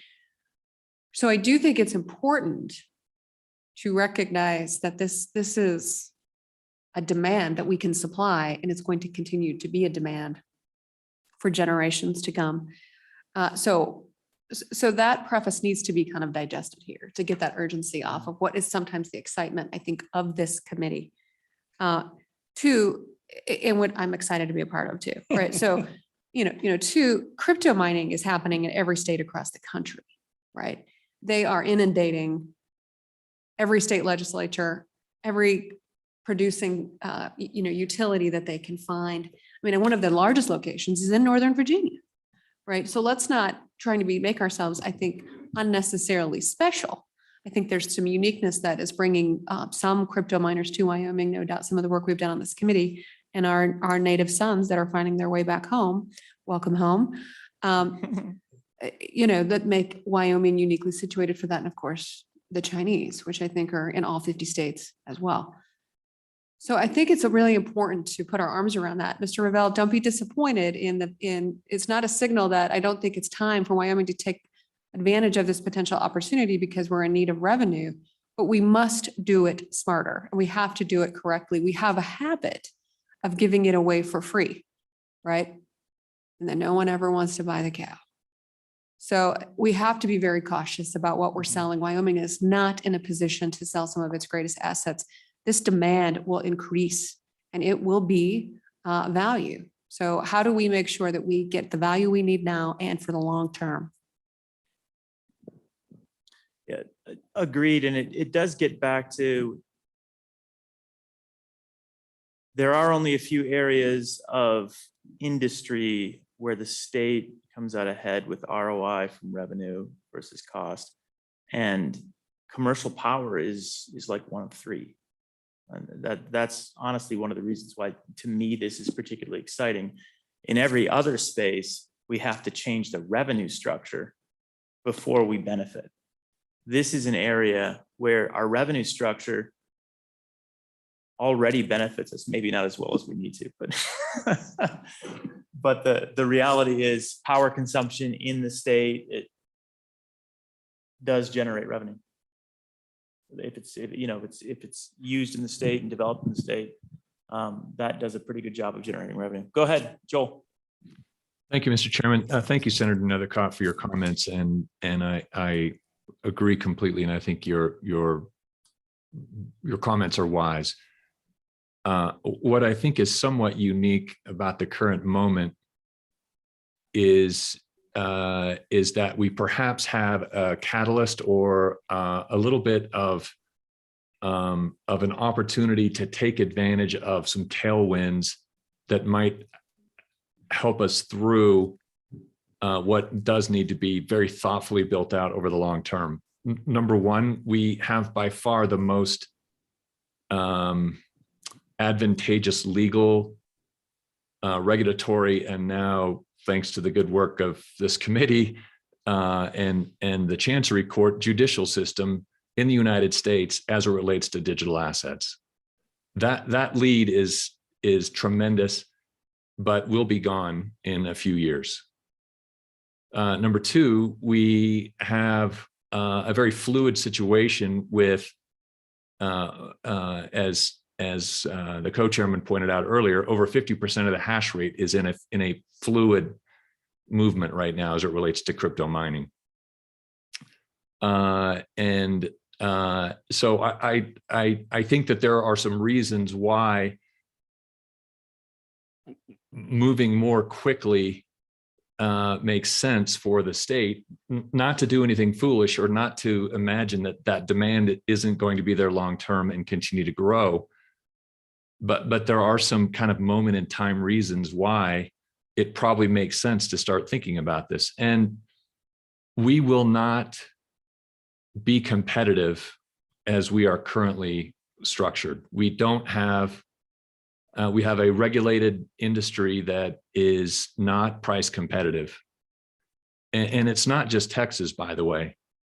There are other states that are winning contracts that are more competitive than Wyoming. And we don't have the proper fiber redundancy in the state either, which is sort of leads to the third and final thing that's happening at this moment, which is a pretty unique opportunity to take advantage of some funding that could bring in that third leg to this. Thank you. Thank you, Mr. Bill. Any follow-up?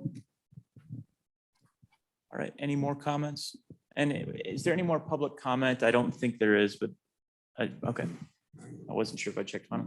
All right, very good. Well, public comments closed. We're back on the bill. My hope in talking in a side conversation with the co-chairman who had to take off to pick up his kids is to move this through to the next committee and make revisions based on the feedback that we've gotten today.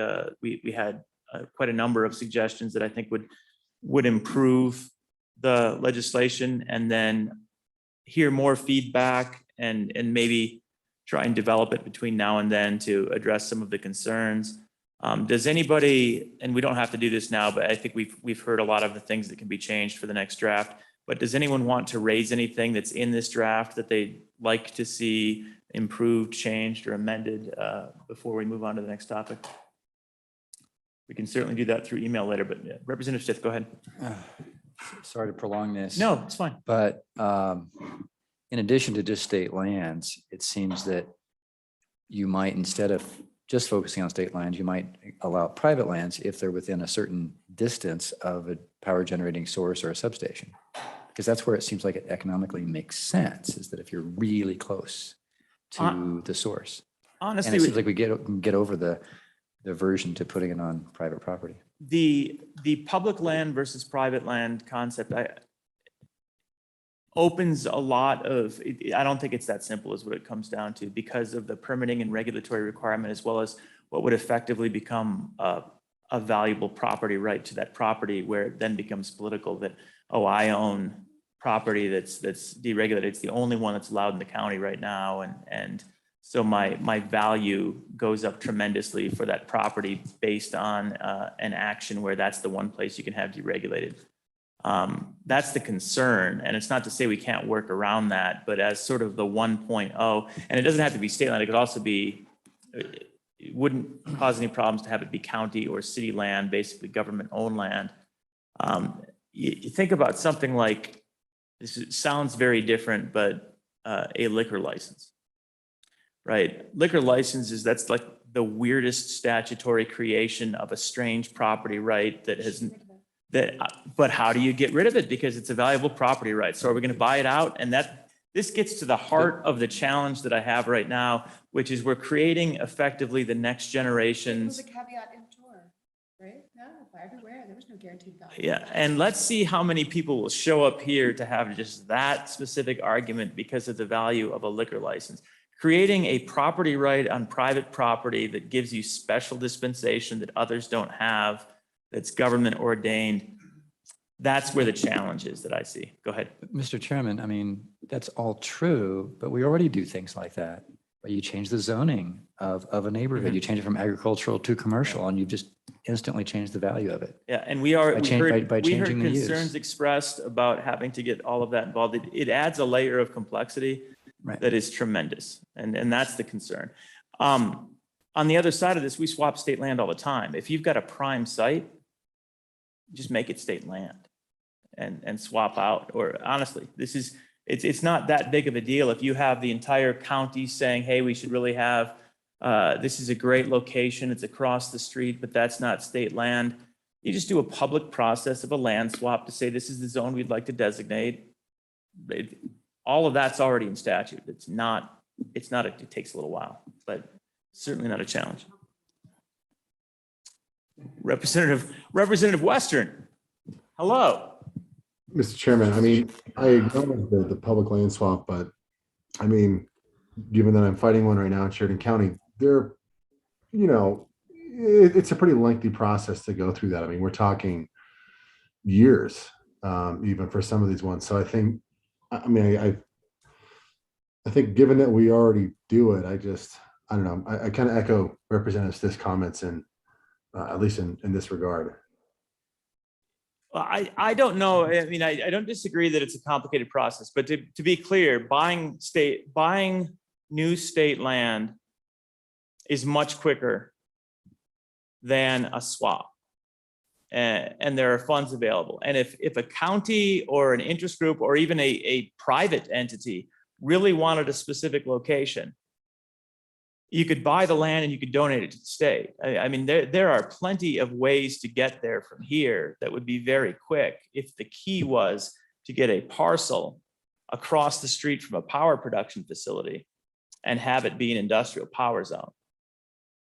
That's not rocket science with the way this is drafted. There's probably 10 different ways you can do that. And buying the land is one of them. You could even, well, there are a number of ways you could do that. State Lands has a pool of money right now. You could use other funds available. I do think that one of the concerns with this right now is that it doesn't anticipate a lot of how do you do this permitting? How do you do that permitting? And part of, while I understand that criticism, the reality is that's valuable for this. This doesn't preempt any permitting requirements. This doesn't preempt any zoning requirements. There's nothing in here that does that. I think that's a feature, not a bug. This doesn't say, let's get rid of all of these requirements because you're an industrial power zone, or we need decommissioning, or we need any of those kinds of things. You still have all the obligations you have under statute. And with it being on state land, it sort of takes away the property right discussion. And again, just to be clear, I'm not saying that there's not a solution for this. I just see it as turning the 8-pager into a 50-pager. And that's not to say we can't do that, but I don't want to have Mr. Hopkinson go through another 50-pager with Senator Nethercutt. It's as I said, I don't want the senator to suffer further. Further discussion on this? All right, then let's move it forward, have some new discussion, and let's try and think through where we can tweak and change and improve based on the comments today. And with that, we are obviously a little bit late, but we do have e-residency left, and we've got a white paper that Ms. Nord is going to present to us on e-residency. And then we'll have hopefully a quick discussion. I think we have Mr. Allen that wants to weigh in. And I think Mr. Allen also sent us a backgrounder on, let me check my email. Yeah, we've got from Ms. Nord a few minutes ago, a nice background slide from Mr. Allen also that we can reference. But with that, let's hear about e-residency and the white paper that you've put together. Thank you for that. Mr. Chairman, members of the committee, I apologize for failing to introduce myself yesterday, but my name is Clarissa Nord. I'm an associate research analyst with LSO. Real briefly here, I will discuss the e-residency memo. The overall purpose of this memo was to expand upon what Mr. Allen provided to the committee back in September. And then it also provides a bit of history and context for Estonia's e-residency program by describing Estonia's e-government services. So the first part of the memo describes Estonia's e-government program. The second part gets into more of the administrative aspects of Estonia's e-residency program for the committee's consideration. So to start here, Estonia authorized their e-residency program in 2014. They were the first country to do so. And the program provides individuals with a government-issued digital identity that facilitates access to their business environment as well as their e-government services. And so Estonia's e-residency program is just part of the country's broader efforts to digitize their entire society effectively. And so Estonia was in a really unique position when they regained their independence from the Soviet Union in 1991, because they were able to build their digital infrastructure from the ground up and prioritize that from the beginning. And so their e-government program conceptually began with the establishment of robust databases and registries, and 3 projects were essential for the implementation of their e-government program. Those are listed on page 2 of the memo. I'll let you look at those. But as a result of those projects, Estonia now ranks among the world's most developed in terms of their e-government practices in their program. And then getting into the e-residency part of it, I list some of the benefits on page 3. Mr. Allen also described those back in September, and those are listed in that presentation. There are also other benefits for the program, but then getting into the application process for the e-residency program. So Estonia requires individuals to submit a copy of a government issued ID, a passport photo, a motivation statement, and then they also require folks to pay a $100 to $120 fee. And the Estonian Police and Border Guard Board, I'll refer to it as the board, they administer the application process. So they conduct background checks, they issue the ID cards to Estonian embassies and consulates. And then the board reviews their application and conducts a background check within 30 days. Once an application is approved, it takes an additional 2 to 5 weeks to process and assemble an e-residency kit. E-residents can pick up their kit within 6 months at an Estonian embassy. And Estonia requires approved e-residents to pick up their kit in person, as fingerprints are necessary to complete the application process. And then finally, the state fee for renewal or replacement is the same as the application fee. So those are just some of the aspects the committee might want to consider when implementing this program potentially for Wyoming. I'm happy to answer any questions you all have. Ms. Nord, is it an annual renewal? No, it's five years. There it is. Okay. So repay the fee after 5 years. Mr. Chairman, that's correct. Okay, thank you. Questions, committee? Mr. Chairman, great Go memo, ahead. great memo. Ms. Yes, Menard, thank you very much. absolutely. Great Thank you. memo. And really helps us to understand what this does and doesn't mean. All right, committee, any questions before we go to public comment? All right, seeing none, I think we just have Mr. Allen for public comment. Is that accurate, Emily? It looks like Brendan Marr just turned on his Is- camera, so he might also have something. Is Brendan around too? Okay, all right. But with that, let's go to Mr. Allen. Thank you, Mr. Allen, for your work on this and keeping this on our radar. And please, the floor is yours once again. Thank you. So again, my name is Christopher Allen with Blockchain Commons. I have been talking about this or aspects of this particular opportunity for the last 4 years, beginning with the original work to pass laws to have the Department of the Secretary of State be able to accept corporate registrations and leading through a number of different things there, including a demo, I think 2.5 years ago, of effectively a small e-residency system that with real code and working. So this is an opportunity that is real, I think can have a real impact on Wyoming.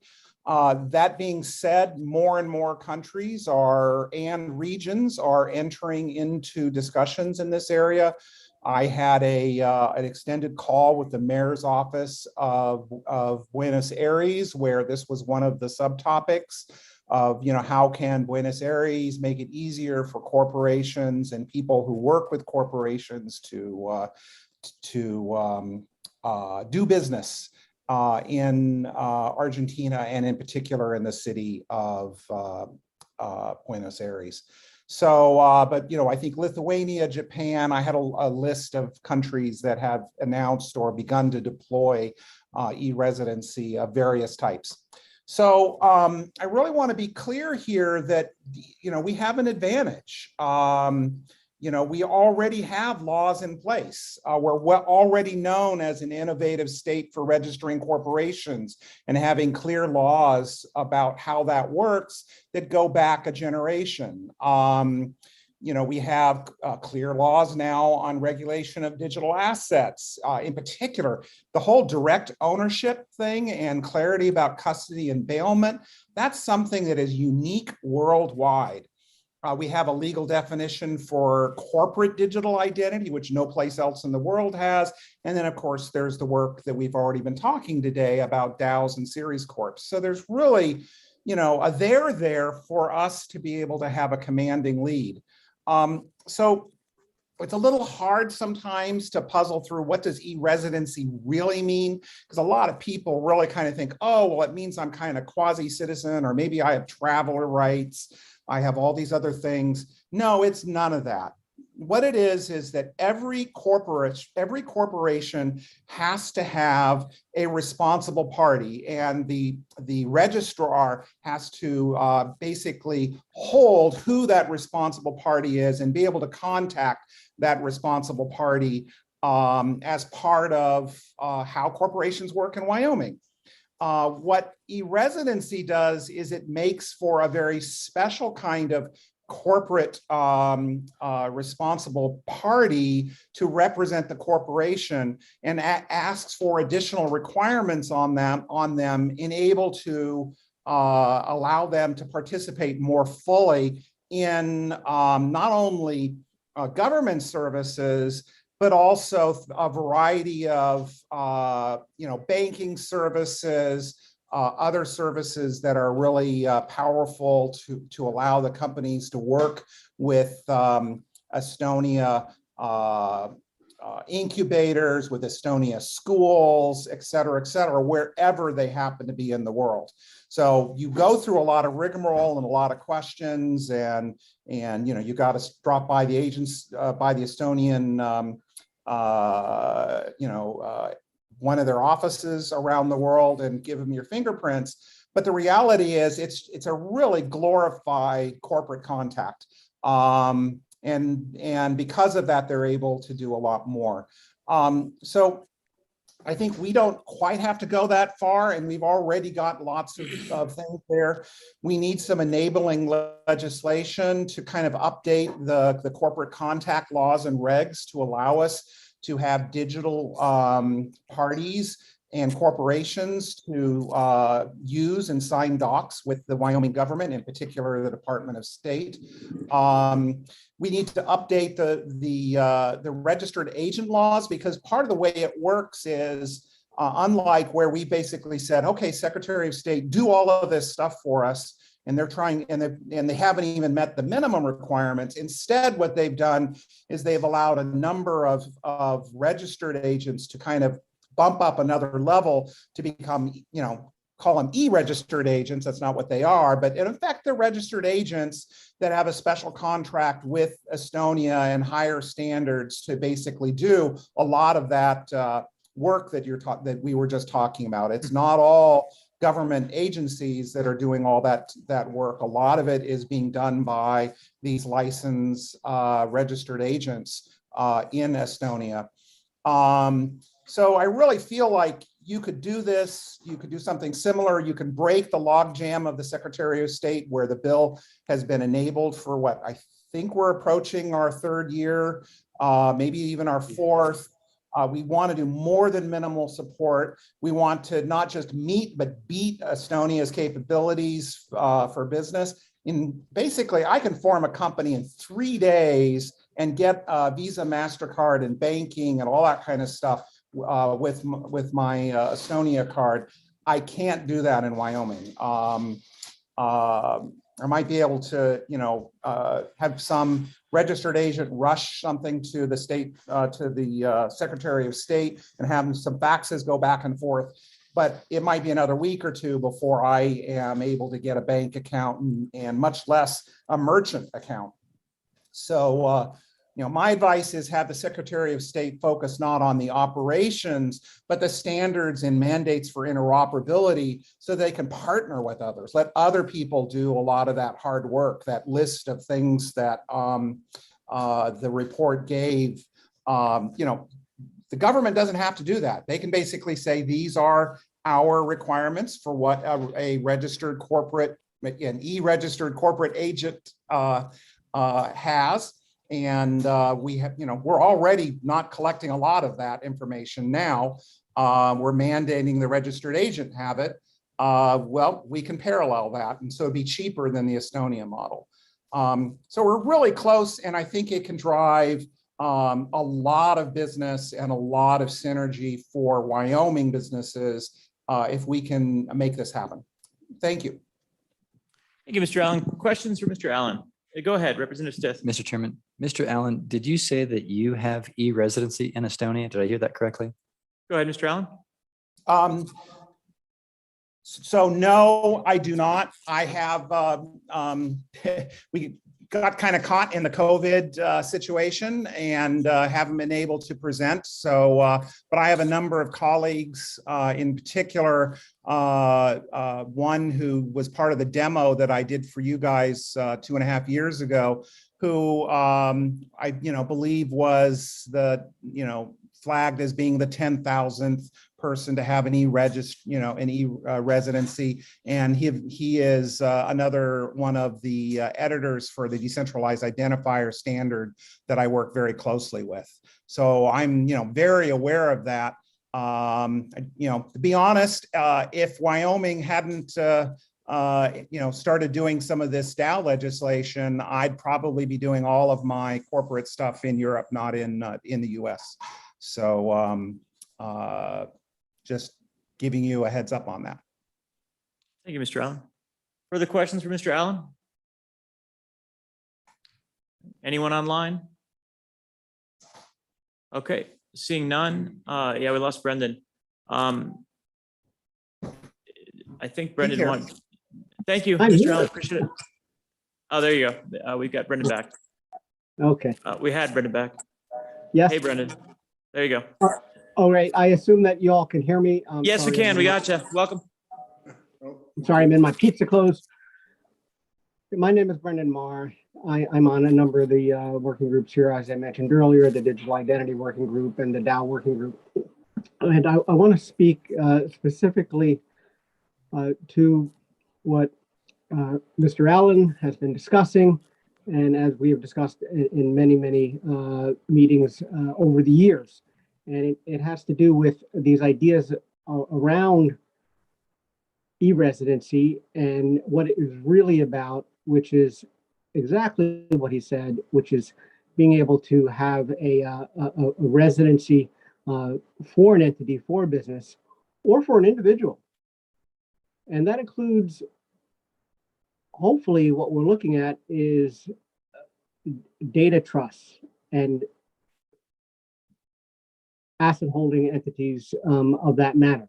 And when I hear all of this discussion around Wyoming talking about alternative electric grids and all of this stuff, I can't help but think that the one thing that is the bottleneck to all of that is a cryptographic signature. If Wyoming does not solve the ability to sign contracts cryptographically, which will allow for all of this flood of innovation and all of the AI and all of the data centers to be built out, then they've missed the opportunity.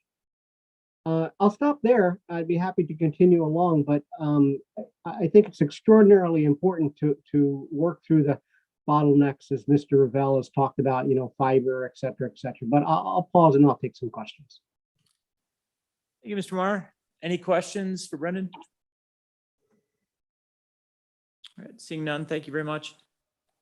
And I hope that was helpful. It was, absolutely. And, we definitely understand the importance of us getting to the point where we have a sophisticated cryptographic signature system, digital identity for both personal, organizational, and get that implemented in Wyoming. And yeah, we'll have some conversations about maybe ways that we can get that to move forward during this legislative session. Mr. Allen, final thoughts, go ahead. Yeah, I think one of the main reasons why I picked this out of a number of different opportunities that Wyoming could do was also that it's very reasonably scoped and scalable. I mean, what we're talking about is some kind of e-registered agent, which would just be an extension of that, which might be a couple of hundred people, a dozen or so companies, so it's relatively small scale. The other aspect of it is that it is, mostly for the corporate representatives, for all the organizations, banks, other people that are, wanting to be under the under Wyoming law for their digital assets and things of that nature. So we're talking thousands there, hopefully tens of thousands, but we're not talking about millions. And we're also talking about people who can afford, a computer and I've got a fingerprint scanner on my MacBook right here. That type of technology can be leveraged. And also, none of this is really sophisticated at this point. I mean, we've had demos for 3 years. The U.S. Homeland Security Department has been doing numerous interoperability demos of exactly these types of features, except in their case, they're doing things like, how does a Native American, cross who is a member of a cross America Canada tribe, how do they prove their employment when, they may have been born in Canada, but they're part of an Indian tribe that's part of America. It gets very confusing. They love this type of stuff. It solves a lot of problems for them. So this is not even like new tech territory. So it just felt like this is a right time. It's small in scale. It fits into your strengths. And, you can add to it. I mean, I would love to maybe have an e-residency to have my personal assets be considered under Wyoming law. Maybe there's some things that can be done with that. I don't know. Those are harder, but potentially interesting. Being able to certify loans and other instruments, trusts, etc. Those are all logical extensions of this. But the basic thing is allow for people to very easily, very quickly be able to form a company in Wyoming and get all the ancillary services and be part of the large and broad synergy that's possible in Wyoming now. Excellent. Thank you, Mr. Allen. Any final questions for Mr. Allen?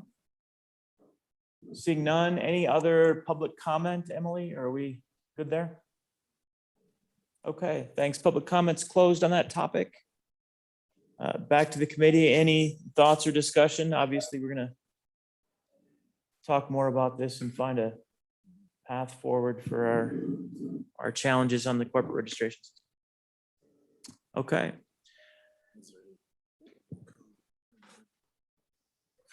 Well, I opened it for public comment, but I'm going to open it for general public comment now.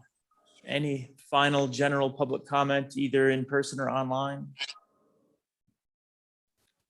Yeah. Does Mr. Bush, did you have any final thoughts? He doesn't. Mr. Bush does not have any final thoughts.